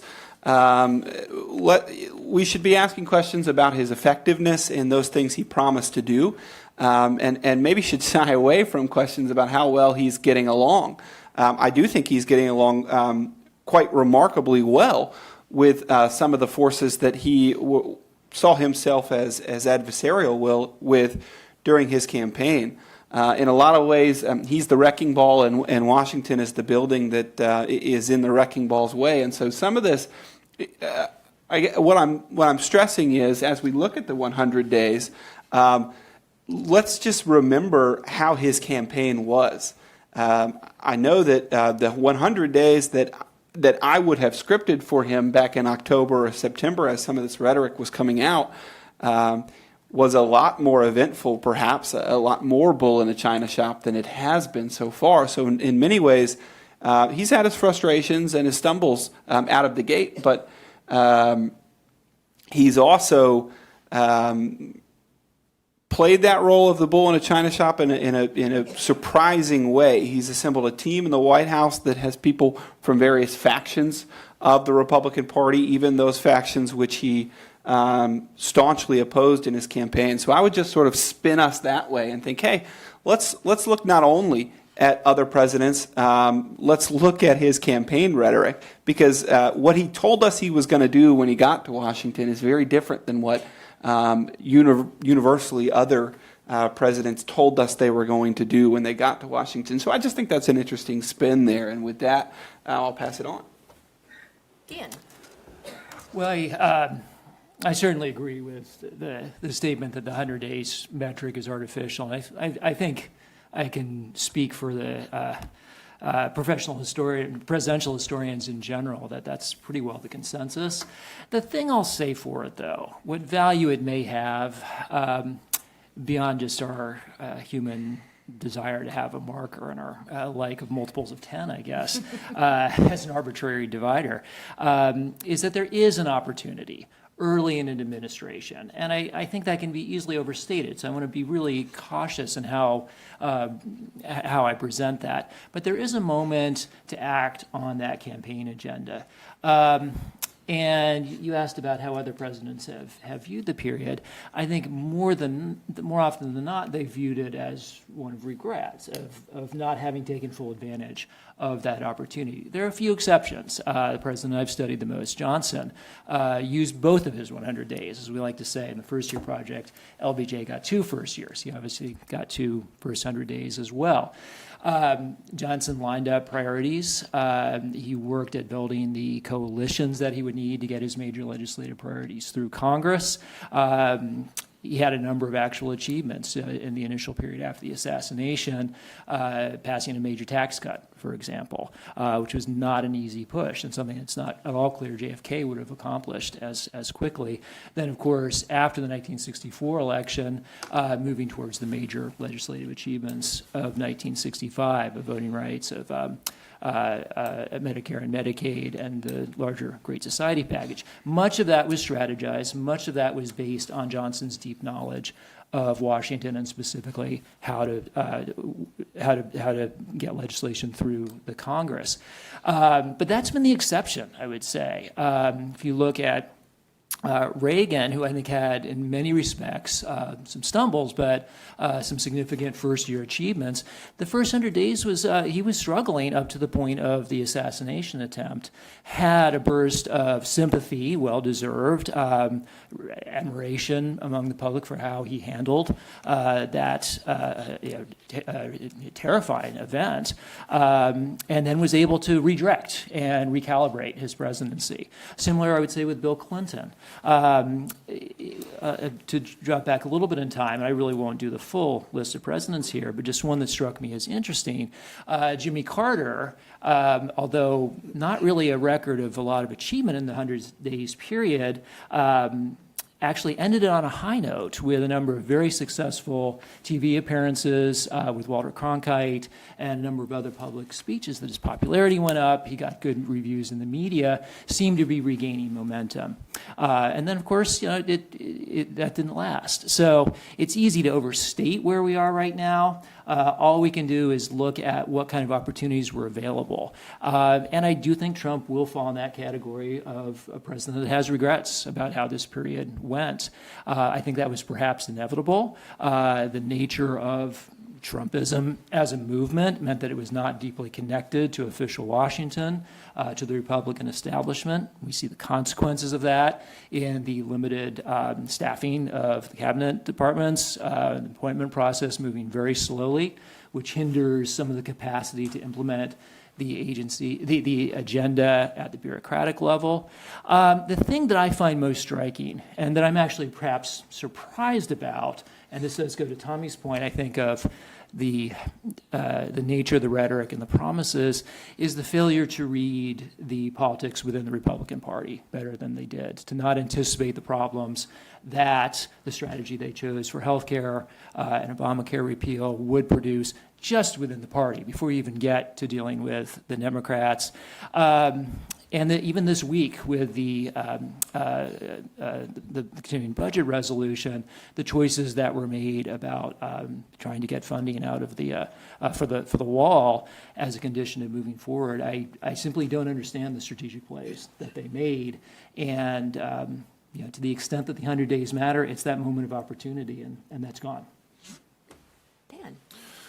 Barbara, your question, as I heard it, was what should the president himself be thinking about the first 100 days? And I come at this kind of as a practitioner on both ends of the avenue. And so if I were him, I guess I would think to answer your question, you put it in two categories: what worked and what needs some course corrections, perhaps going forward in his presidency. On the what worked side, I mean, I think he's had a number of significant areas that have worked really well. I mean, his Supreme Court nominee.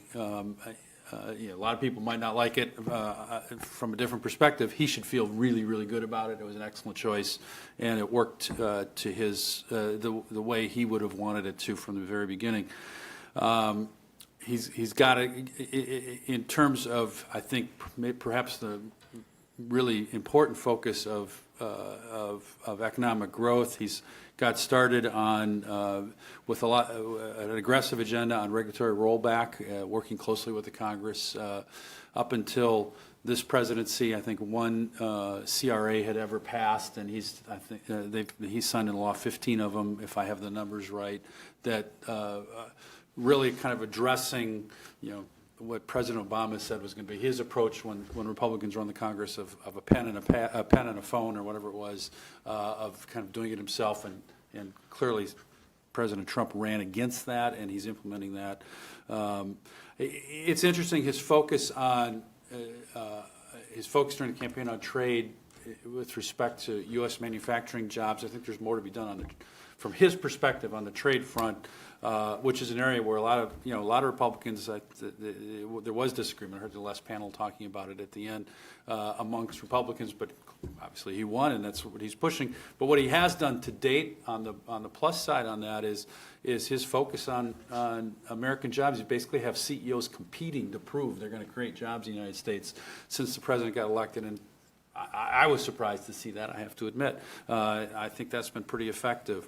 On the course correction side, what has he learned that he might want to reevaluate? Obviously, the stumble on health care was significant. I agree that the 100-day deadline is very artificial, and so if he's able to pass a health care bill in 150 days rather than 100, I think in the long run it makes very little difference. But I think what he needs to do is a firm analysis on why didn't that work, and so that, and we can talk about that some more. I'm guessing we will. I don't need to expound on it at this point, but he needs to, was it the strategy that was wrong? Was it the execution? And so that would be one thing. The other thing I would point out, I guess, in terms of course correction, if there's one decision they've made, and this actually preceded his 100 days, that I would look back on and say maybe that was a bad decision in terms of how it's played out, was when they basically threw out all the work of his transition. And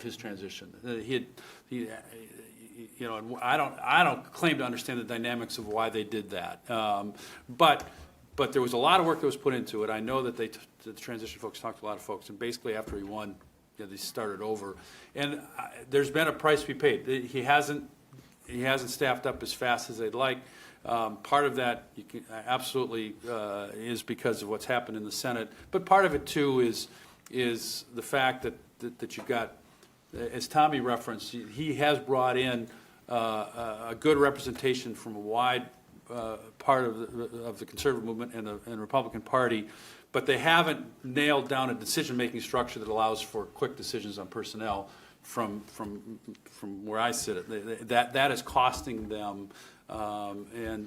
So those two things in combination, I think, if I were him, I'd say that probably needs some improvement. I need to reevaluate and make a correction for my presidency to succeed even more going forward.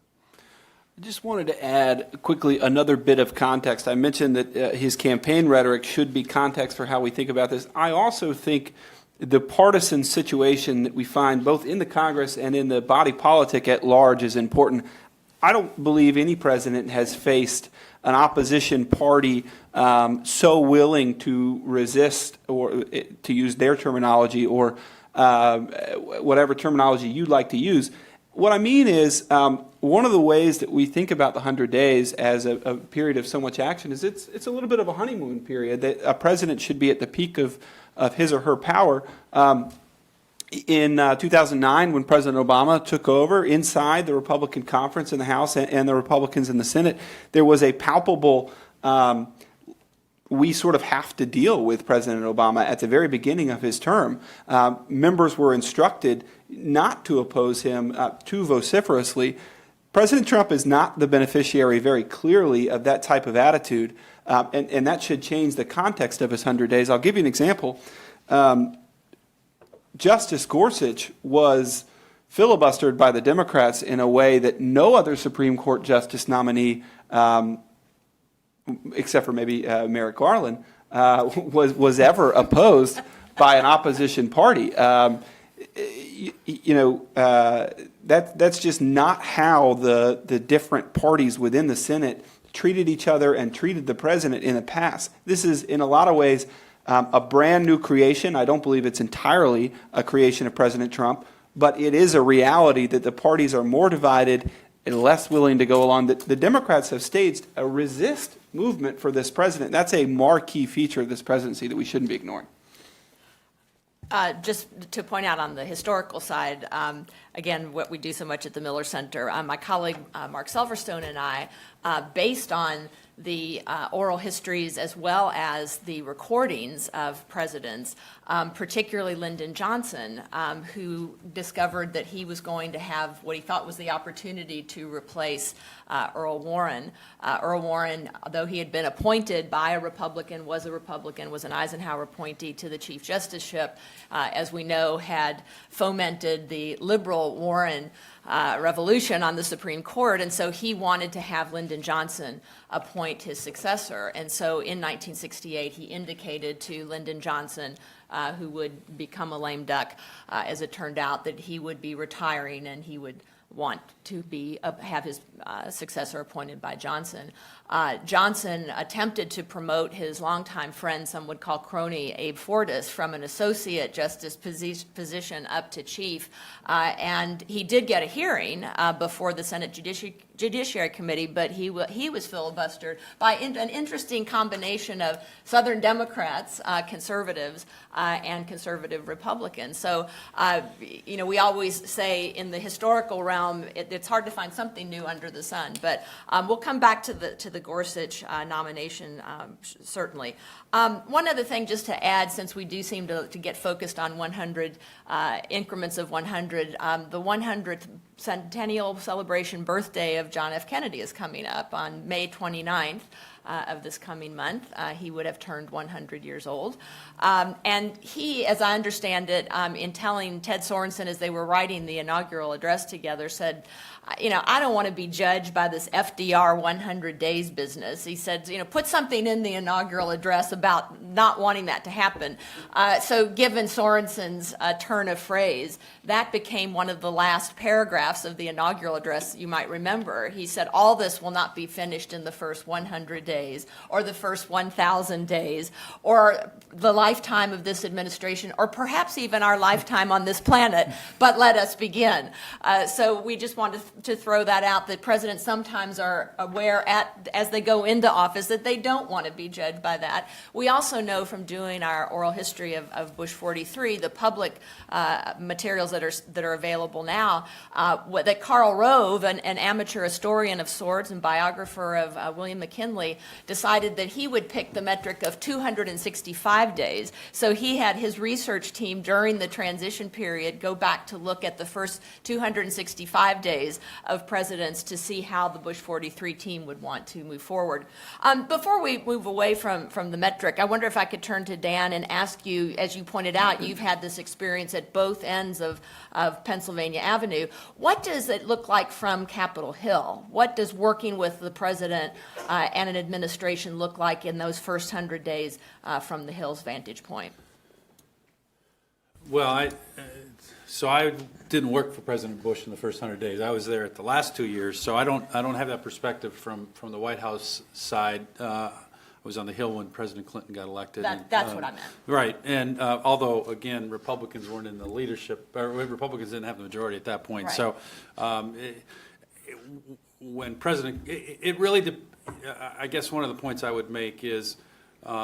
The perspective changes dramatically depending on the circumstance of that particular administration. So if you, like President Clinton, are elected with Democratic majorities in both the House and the Senate, or President Trump with Republican majorities in the House and Senate, it looks much different than, perhaps when others got elected with, whether it's unified or divided government makes a big difference. The perspective, I think, from Republicans or from the Hill was, I think, similar to the perspective perhaps Democrats had with President Obama or when President Clinton got elected, which is unified government. That's a big deal. Most of these folks run for office, almost all of them, because they have a firm set of beliefs how they want to change the country. You don't get that chance very often, particularly if you spent a career with divided government. And so the reaction when you have a circumstance like this one where there's unified government is we want to go for it. We want to make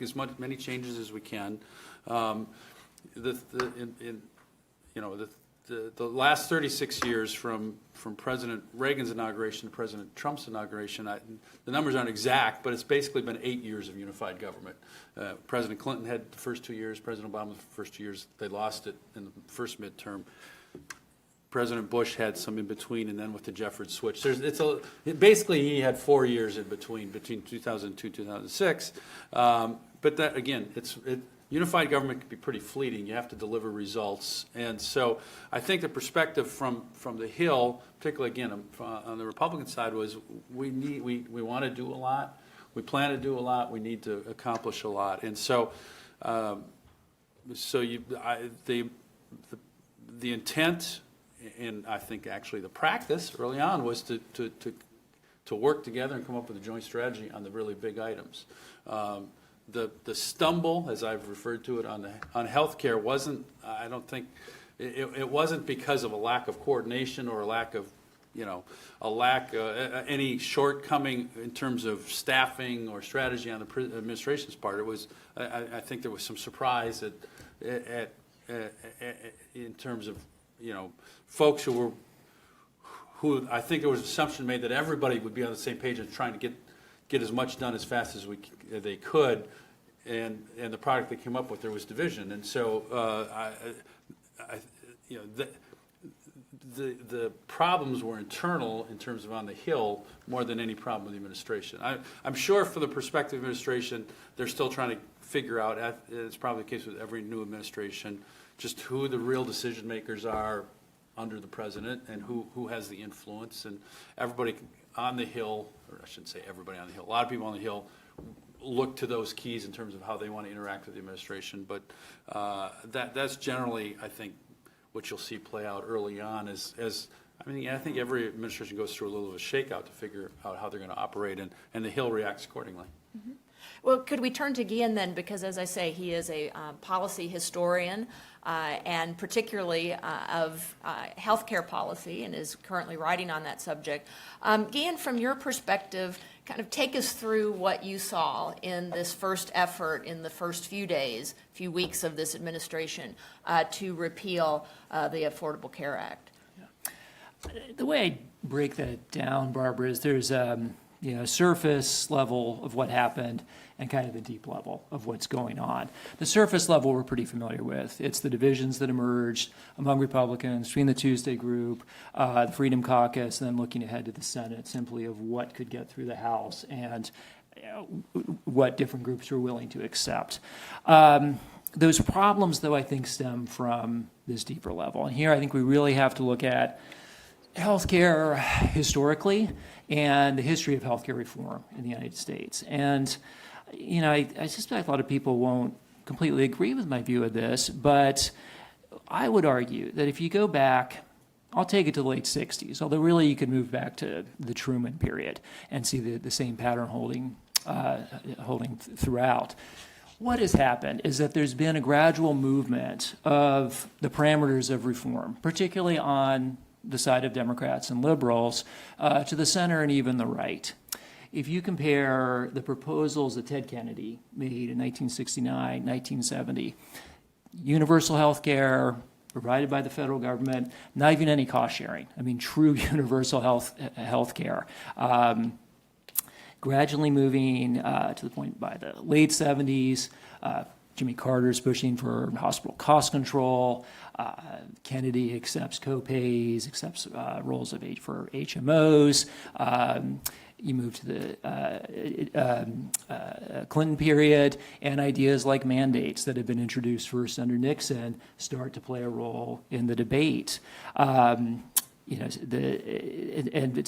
avoid going through all of the details of those stages, you see a gradual shift away on the part of liberals from the more statist solution to a gradual embrace of ideas coming from conservatives. I want to be really clear. I'm not arguing that the individual mandate in ACA is the same as what Stuart Butler proposed, but the basic conceptual architecture does come from that idea, the idea of using markets, of using the private sector to expand coverage.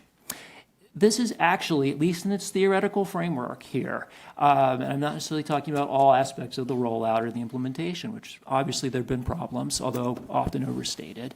But the basic concept there of using mandates is actually a pretty elegant policy solution. This was, in a lot of respects, the best conservative solution to the challenge that Ted Kennedy had posed in the late 60s, the threat from a conservative perspective that you would have true national health care provided by the federal government.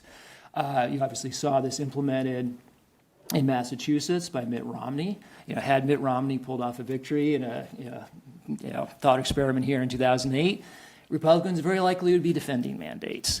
The consequence of this, the fact that it was Obama that passed a piece of healthcare reform legislation with many flaws, admittedly, that adopted this framework is the source ultimately of the Republican problems here.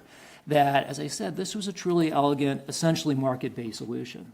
It's now not acceptable for conservatives to embrace it because it's linked to Obama. So my argument here is that conservatives essentially won the ideological debate, but lost the political one in the sense that it was a Democratic president, one that many of them found to be anathema that passed it, and there are aspects they certainly didn't like of how it actually was done.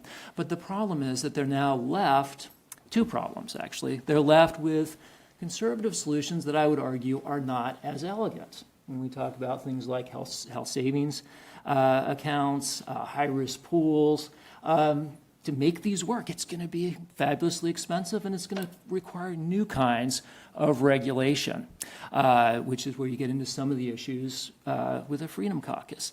The other political problem, if we go back to the Clinton reform effort, Bob Dole was ready to compromise early in that process.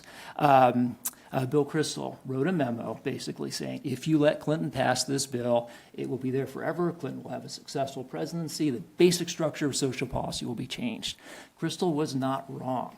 Once policies like this get in place, people start to like them. They become popular. We saw this even as Obamacare was unpopular, that there were elements that actually polled very well. What's happened that it's now, for one thing, rolled out and now under a degree of threat is that the polls have switched, and there is at least a broad consensus that much of the public likes certain basic principles. I would argue a little farther than that even, that there's at least a general consensus that people should have basic coverage. This is the problem that Republicans now face in dealing with healthcare reform, is that there is pressure from the public and from more moderate Republicans to maintain aspects of the coverage and cost control elements as well, that make it very difficult to adopt a package that pulls back that kind of protection for the public. That's my basic take, and it's deeply rooted in the history of this issue. Tommy, what are your thoughts? Well, so Guillen's point, if I have it correctly, is in analyzing what's currently happening with Obamacare, it's more of a historical policy context rather than a strategic legislative context on what's happened here in the first 3-4 months of President Trump's administration. So that you have to, the strategic approach has to deal not just with the surface level politics, but the deeper. Sure. I would challenge a lot of it, but I would add to it for the purposes of this panel the reality that everybody that sits in Congress, whether in the House or in the Senate, and now we're including President Trump and all of the White House staff, save for a few, are entrenched with the idea that Obamacare will be repealed. I would say the entire Republican Party is entrenched with the idea that Obamacare will be repealed. So while some of the difficulties from a policy standpoint may be correct that you raised, I think it's a political reality that repeal will happen. Now, it could be a one-page bill that repeals one sentence of Obamacare, but the Republican Party will have to do something called repeal. And so then the question for me then is, and Dan alluded to this earlier, how is the White House approaching this goal number one? I think Obamacare repeal, we could also agree, is goal number one, mostly because it was so straightforward. There's no sort of nuance to this policy. It's repeal Obamacare, as most people in the general public understand it. So how did they approach the strategy? I do think there was an acknowledgement that the Republican Party was very fractured. And I think the White House's way of dealing with that was to defer almost entirely to Speaker Ryan. It wasn't the White House that came up with the AHCA, but it was the White House that put it on the front stage by embracing it. We can dive into and question that strategic decision to let Paul Ryan take the lead on this. I'm not sure that if you were betting on horses in January, you would have bet on any other horse that could be able to navigate the fractions. But as it turned out, Paul Ryan stumbled out of the gate in terms of navigating the fractious Republican Party and ended up with a bill that deeply divided his own conference. I do believe that the ground has shifted underneath us, though, and that the AHCA is on the precipice of uniting those factions. We very well may see a vote next week on the AHCA that passes in the House. So depending on the arrangement you had with Vegas on betting on that horse, how long the race was, maybe Paul Ryan did do it. But from where I sit, it's very simple that the White House faced a big problem. They had to get Obamacare repeal done. They had a challenge to surmount, which was the factions in the Republican Party, and the way that they chose to deal with it was to defer to Paul Ryan and sort of help his horse along. That came with its own stumbles, and I got to tell you, even if the AHCA gets done in the House, the Senate's a bigger challenge, an entirely different challenge. In a way, it has it's a steeplechase rather than. Can I just keep going with the analogy? Absolutely. It's a steeplechase, right? Because you have the bird rule as hurdles and puddles and things for the horses to jump through. So we'll see what happens in the Senate. Just to follow up, I largely agree with the point about Speaker Ryan. You've got to have congressional leadership that understands the dynamics at play, and particularly with a president that lacks a fledged out team and doesn't have that kind of legislative experience. It's very important that the Speaker deliver. I like your point about a one-page repeal. I've argued that rather than repeal and replace, they need to do repeal and rename. And by that, I'll go to the second. I want to be clear. I said that was a possibility. I didn't endorse it. Well, I'm about to compliment the second conservative idea here that I think has a degree of elegance and could be useful. Repeal the individual mandate. Replace it with a strong continuous coverage requirement. You'll deal essentially with the insurance pool issue the same way, declare victory and walk away, and then go about fixing the very real problems in the structure that remain. Trump is a master communicator. If he announces to his base that he has repealed Obamacare and replaced it with a smash bang conservative idea that takes away the kind of state requirement of the mandate with a continuous coverage structure, I think they could get out of this quite quickly. I also think Cassidy Collins has some possibilities. That's not one page, though. Dan, if this is purely hypothetical, if President Trump picked up the phone on that Friday afternoon of the healthcare debacle and said, Dan, you've been at both ends of Pennsylvania Avenue. Tell me what I need to do now with my own party, especially in the House up on the Hill, and tell me how to deal with the leaders of my party on the Hill.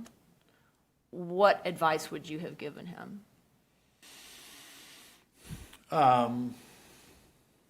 Well, So it would be pure second guessing for me to suggest that I disagreed with the strategy from the beginning, because I really didn't. I mean, there was a political imperative to. The only point I'd make to Tommy is it started out being repealed. That wasn't sustainable politically. It was repeal and replace, and so there has to be a replacement element to this. Or I guess to both of you, because you were saying a one-page repeal would work too. I don't think they can do that.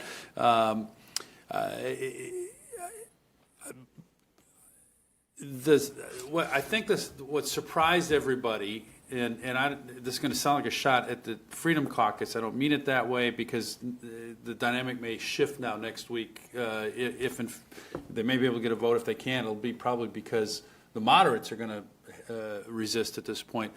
My point simply is you don't get the opportunity to make big change very often.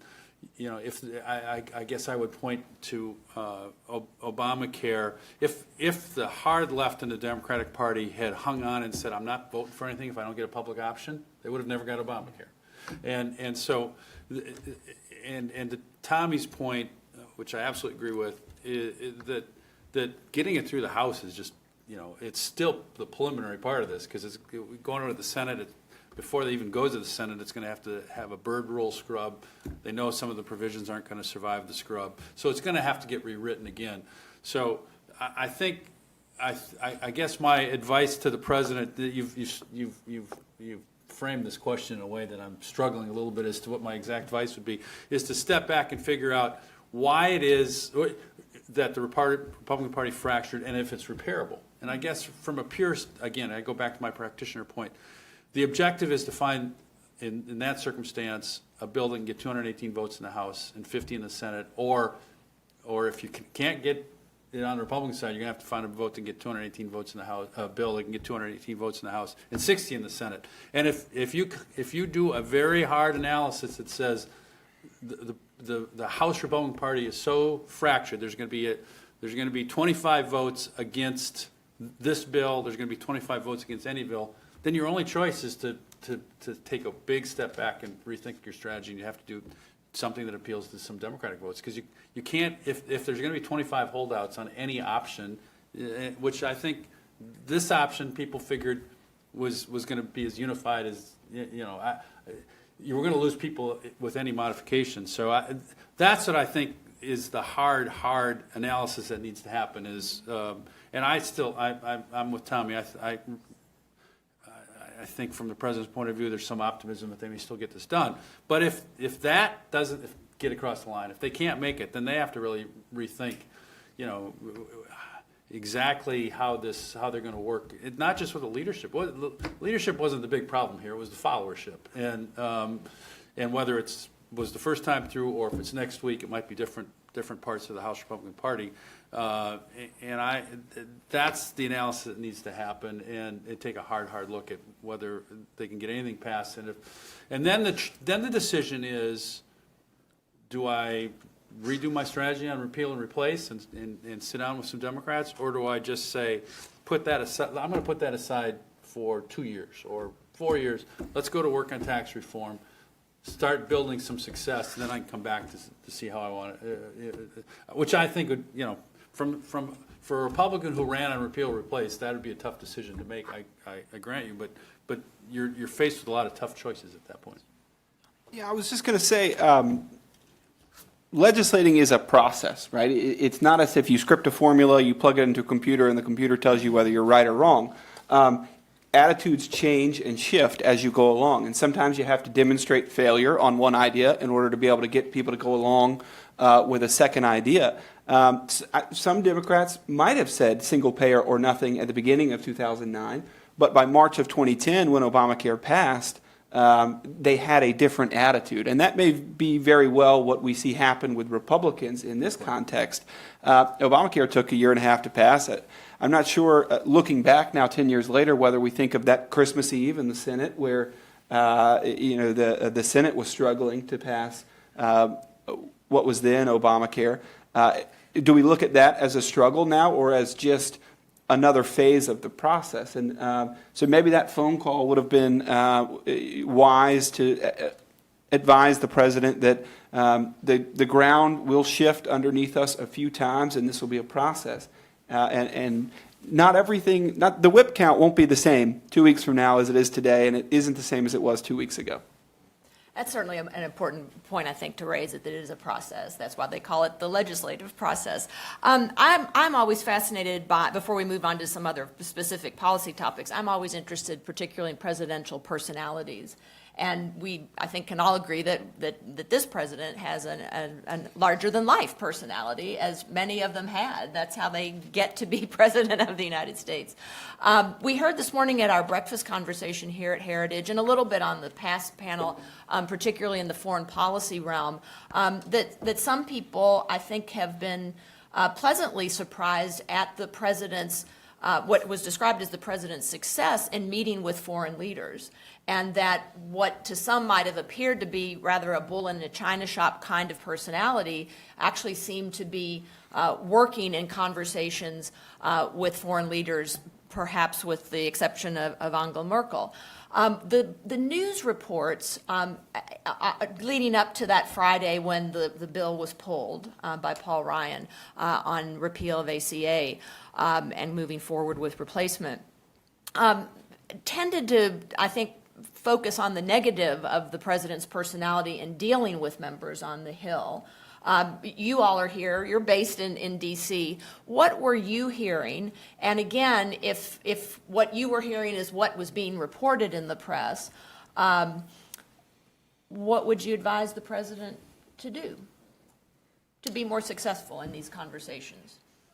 You know, I just have two comments on this. One on the president himself, and then the other comment is on the personality of this White House. On the president himself, I do think that in every meeting that he's had with folks on the Hill, with individuals from outside groups, with foreign leaders, whoever he's meeting with, everybody likes him when they meet him, and that's true of a lot of politicians, right? And nobody leaves and says, what a jerk. President Trump is larger than life. He's liable to pat you on the back and say something nice. I think he does have interpersonal success, and I think many of us expected that because of his tenure in the business world. Right, personalities and relationships are paramount to those relationships, as they are in politics. And so I do think he's been successful in that. He is liable to attack people on Twitter, but in person, I think that's a different dynamic. The reports from the first few Freedom Caucus meetings don't match up at all with the tweets that he tweeted there a week later. That gets me to my comment about the personality of this White House in general. I mentioned at the top, he's hired people from all different factions of the Republican Party.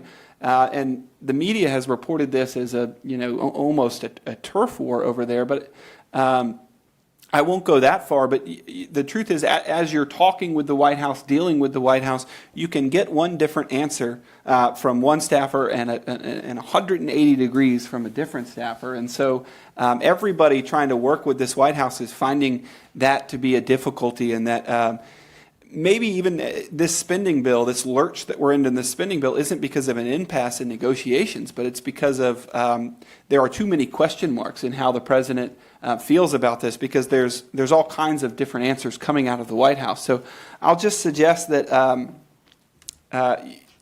it's been very chaotic in understanding how the president feels, how the White House feels about all of these different issues. So there's that dichotomy that exists, whether it's the difference between an in-person meeting and then what comes out of the White House later, or the difference in how the answer you get from one White House senior staffer to another. That's affecting all of these legislative negotiations, and I think it has really affected the spending bill. To Tommy's point about the White House and the messaging, Dan, you worked obviously again at a different period in the Bush 43 presidency, but that presidency was noted for its concentration on, its focus on, and its pride in, I think, having message discipline. Did you find that when you got there in legislative affairs? And if so, how does that happen? So I found that when I got there, again, I went in for the last 2 years. So a lot of things get worked out in the first 6 years, or probably the first 2 years. I mean, at various points, these administrations evolve and they change, and they also figure out how they want to operate. President Bush would have, I think, just from his personality, we talk about different personalities, different presidents. They all are big personalities. They all are type A type individuals. Otherwise, they wouldn't have run for president. President Bush, though, felt very strongly that he wanted his team to be singing from the same song sheet, and had very little tolerance if people got off of it. So there was that was communicated that, look, there's one objective here, and that's to support the president's agenda in terms of helping, his view of what's good for the American people, and we're not looking. We can have a lot of internal discussion, but once a decision is made, if you can't support it, you either keep your mouth shut or you can leave, or you have options. But I mean, I was never said that directly, but it was certainly it was understood. I think this president and different people operate differently. Is much more open to kind of a lot voices internally disagreeing publicly, and so and I think, to Tommy's point, that can confuse some people. Mm-hmm. But it's again, it's a difference in style and a difference in preference, and I think that it remains to be seen if that's something he wants, if that serves him well, or if he does decide to make an adjustment. I'm not going to suggest it doesn't serve him well. It remains to be seen at this point, because if it is causing confusion on the Hill or anywhere else, then that may be something that needs to be addressed. Well, I was just going to say, it has been suggested to me that perhaps it is strategic on his point. It's not a failure in any way, but if people are off their game, if he's hard to pin down, that gives him a strategic advantage. And so I'm just suggesting that that's how it is, not necessarily that it's a failure. Right. Let's switch policy areas, and I will freely admit up front that this is not a specialty of mine, but in the defense realm and war powers, certainly the president stepping forward in the Tomahawk missile attack on the Syrian Air Force base, the dropping of the mother of all bombs on ISIS in Afghanistan, the twos and fro's over North Korea. Certainly we got a lot of questions coming to us at the Miller Center in the historical realm, but also because we actually did a bipartisan commission, a blue ribbon commission on war powers, led by late Warren Christopher and James Baker some years ago. And so we're getting questions back to us now about that. Any thoughts on the panel about, since we're talking about relations between President and Congress, and the area of war powers has always been fraught with just how far the President can go as the Commander-in-Chief versus the Congress's power granted by the Constitution to declare war. Any thoughts on that, either from what we've seen in these first few weeks of the Trump administration, or again, to put in context historically? Don't all answer at once. None of us are defense experts. I guess the only thing so my comment would be, and I'm not an expert, so on defense policy, certainly not an expert on war powers.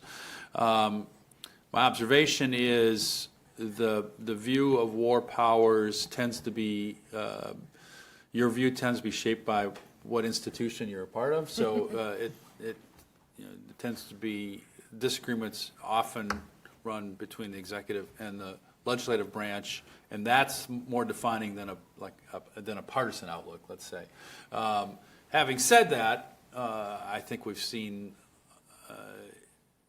in circumstances that transcend party, a lot of times where Congress has not really wanted to weigh in when perhaps they, many would have thought they'd exert their role with respect to war powers, because that creates political problems for them personally, and so that's always tempered by that. I guess that's just that's about all. The only comment I have is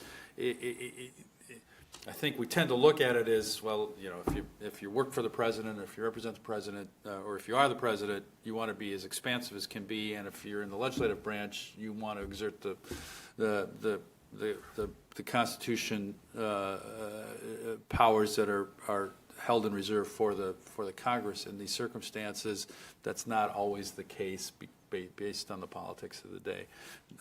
So I guess that's the only thing I'd offer. Just, with the caveat, I was not part of that particular Miller Center Commission, so I don't claim special expertise either here. I'll just make the observation that I was concerned about this issue under President Obama. I'm concerned about it under President Trump. I'm heartened by the number of voices in Congress that have spoken to the need for the Congress to step up, but as a citizen and as a historian, it's something that very much concerns me about the way our constitutional system is functioning and the failure of Congress to exert its power and take the constitutional responsibility that it clearly has here. And statutorily, too, through the War Powers Act. Yes, absolutely. I would say that I do think it's an interesting question. I do think that there are voices in Congress that are focused on this, but I don't see, and I do think it will come up at some point in the Trump presidency, but I don't think it has yet. There are very few challenging the actions in Syria, or at least no traction to any effort to challenge the actions in Syria. I think that very clearly the president has some power to make those strikes, and that the large percentage of the Congress and the body politic think that was well within his powers. We have about 10, 15 minutes left, and we certainly have other topics that we can cover here, but we want to stop at this moment to see if those of you in the audience have questions, and if so, understand that the procedure here is to ask for your name and wait for a microphone to come, and then state your question as a question rather than as a speech. Bill Antholis, Director of the Miller Center. Thank you all for this great conversation.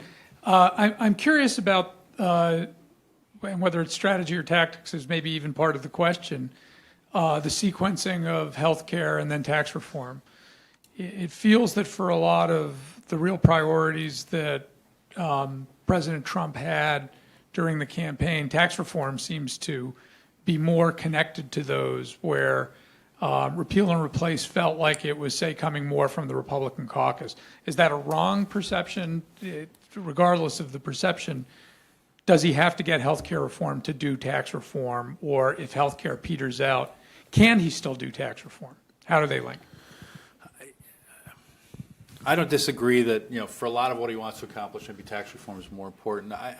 But I'm not, again, it would be absolute second guessing for me to suggest that I had voiced a different opinion than what they actually did, because it's not the case.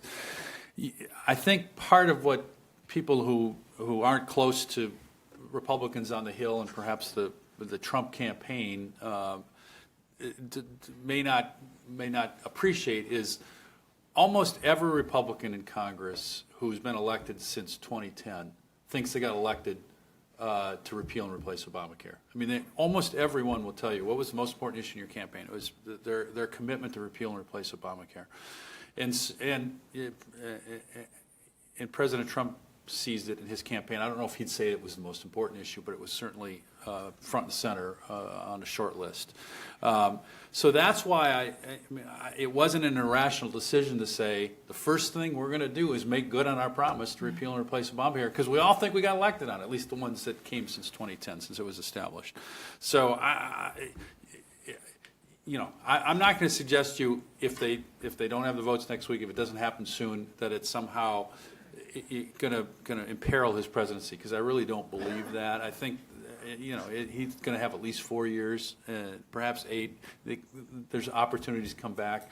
Has been pointed out how long it took to get Obamacare done, and but that's why that decision was made, and that's why a lot of people, again, who had been around, and again, people are entitled to second guessing, because maybe that was the wrong decision, but I think it was one in which almost everybody on the Hill, the Republicans on the Hill, would have said, what, we're not going to do that first? Because we all committed to doing that first. Yeah, And then the implications for tax, regardless of what happens, say, in the next 2 or 3 weeks, where does tax reform stand? Or maybe including what happens, how does it affect the tax reform? Well, it does affect it in the sense that if they are able to pass the AHCA or a variation of it that gets rid of the Obamacare taxes, it affects the scorekeeping in terms and makes the lift on tax reform, $1 trillion easier. Now, does that have an impact on tax reform? Well, it depends. It depends on the decisions that are made going forward. Whether do you try to include repealing some of those Obamacare taxes if you're doing tax reform? The speakers indicated didn't think that would be possible, but so maybe not. Do you require your tax reform to be budget neutral? Because if you're not requiring it to be budget neutral, then it has less implication, I guess. If you are requiring it to be budget neutral, it has a pretty big implication. So I'm going to give you a depends. Yes, it could have an impact, but I don't. Listen, if they conclude, if the president and the speaker look at each other and say, look, we just need to put this on the shelf for a little while and let people figure out, we can continue to work on it quietly. Let's put it on a simmer rather than on the front burner. Let's go to tax reform. It's not like they can't go forward, but it does have implications, but it doesn't make it impossible. Yeah, I would certainly emphasize those budgetary reasons that they chose the order that they did. Again, from the historical standpoint, there's a real debate in the literature about how critical it is to move quickly on healthcare reform if you're ever going to get it done. It was actually one of the reasons that Obama chose to move so quickly on it, the idea that if you don't do it in essentially the first year, you'll never have the opportunity again, just because of the political capital involved, the many interests that are there to block it. And this goes back a little bit to the point both Tommy and Dan have made about the centrality of this for Republicans in Congress. I think that's very true, and it explains why Paul Ryan made the choices he did. I don't think it actually constrained President Trump, though. I think that he could have moved on something like infrastructure first. I don't know about tax reform because of the reconciliation rules, but to move particularly on infrastructure that had been such a central part of his campaign promises, and to really appear that he was addressing the question of jobs for the working class. The political dynamics would have been very different. We don't know how that would have played out, but it would have put the Democrats in a much more difficult position had he moved in that direction, although it also would have scrambled the Republican side in different ways, too. This question has been given a lot of ink and a lot of attention, rightly so. I don't think, and I agree with Gian that this model didn't constrain President Trump for any good reason. But it's also true that I don't really think he made this decision. Obamacare repeal was assigned to the FY18 budget reconciliation process before President Trump was the Republican nominee. The idea that we would have an FY17 budget reconciliation package available to the 115th Congress rather than the 114th Congress, where it would have naturally fallen, is sort of a novel strategy in and of itself. As far as I can tell, it was one that they were planning to employ if Romney had been elected in 2012, this two-budget strategy, so to speak. So Obamacare repeal was always going to be assigned to FY17. He could have done something outside of the reconciliation context. In infrastructure could have been that thing. In fact, it looked like it would have been. The other thing I would tell you is nobody thought Obamacare repeal would take until April. Some of us thought that they could get it done before the inauguration and he could sign it on January 20th. Certainly, the House leaders indicated that was a possibility. About a week later, they indicated that more likely it would be done by President's Day. And so I just don't think anybody thought it would be this hard. But everybody knows how hard tax reform is. The second guessing is really it's ignoring the reality that tax reform is harder than Obamacare repeal. So if you inverted those, you'd likely still be toiling on that. Other questions? Comments? Well, we're coming to the end of our time allotted for our panel, and I want to thank all of my colleagues here today for this stimulating discussion. And again, we want to thank the Heritage Foundation for partnering with the Miller Center. And I also want to give a shout out to my colleague, Stephanie Georgakis Abbott, who's the Assistant Director of Presidential Studies at the Miller Center, for working so closely with the great team here at Heritage to put this on. So thank you for coming. Please give a hand to our colleagues today.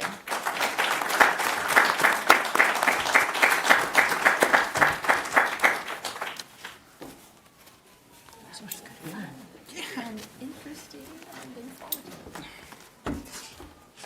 You got me, as a, somebody focuses on presidencies. President Trump has to be just a gold mine of historical. It's Christmas every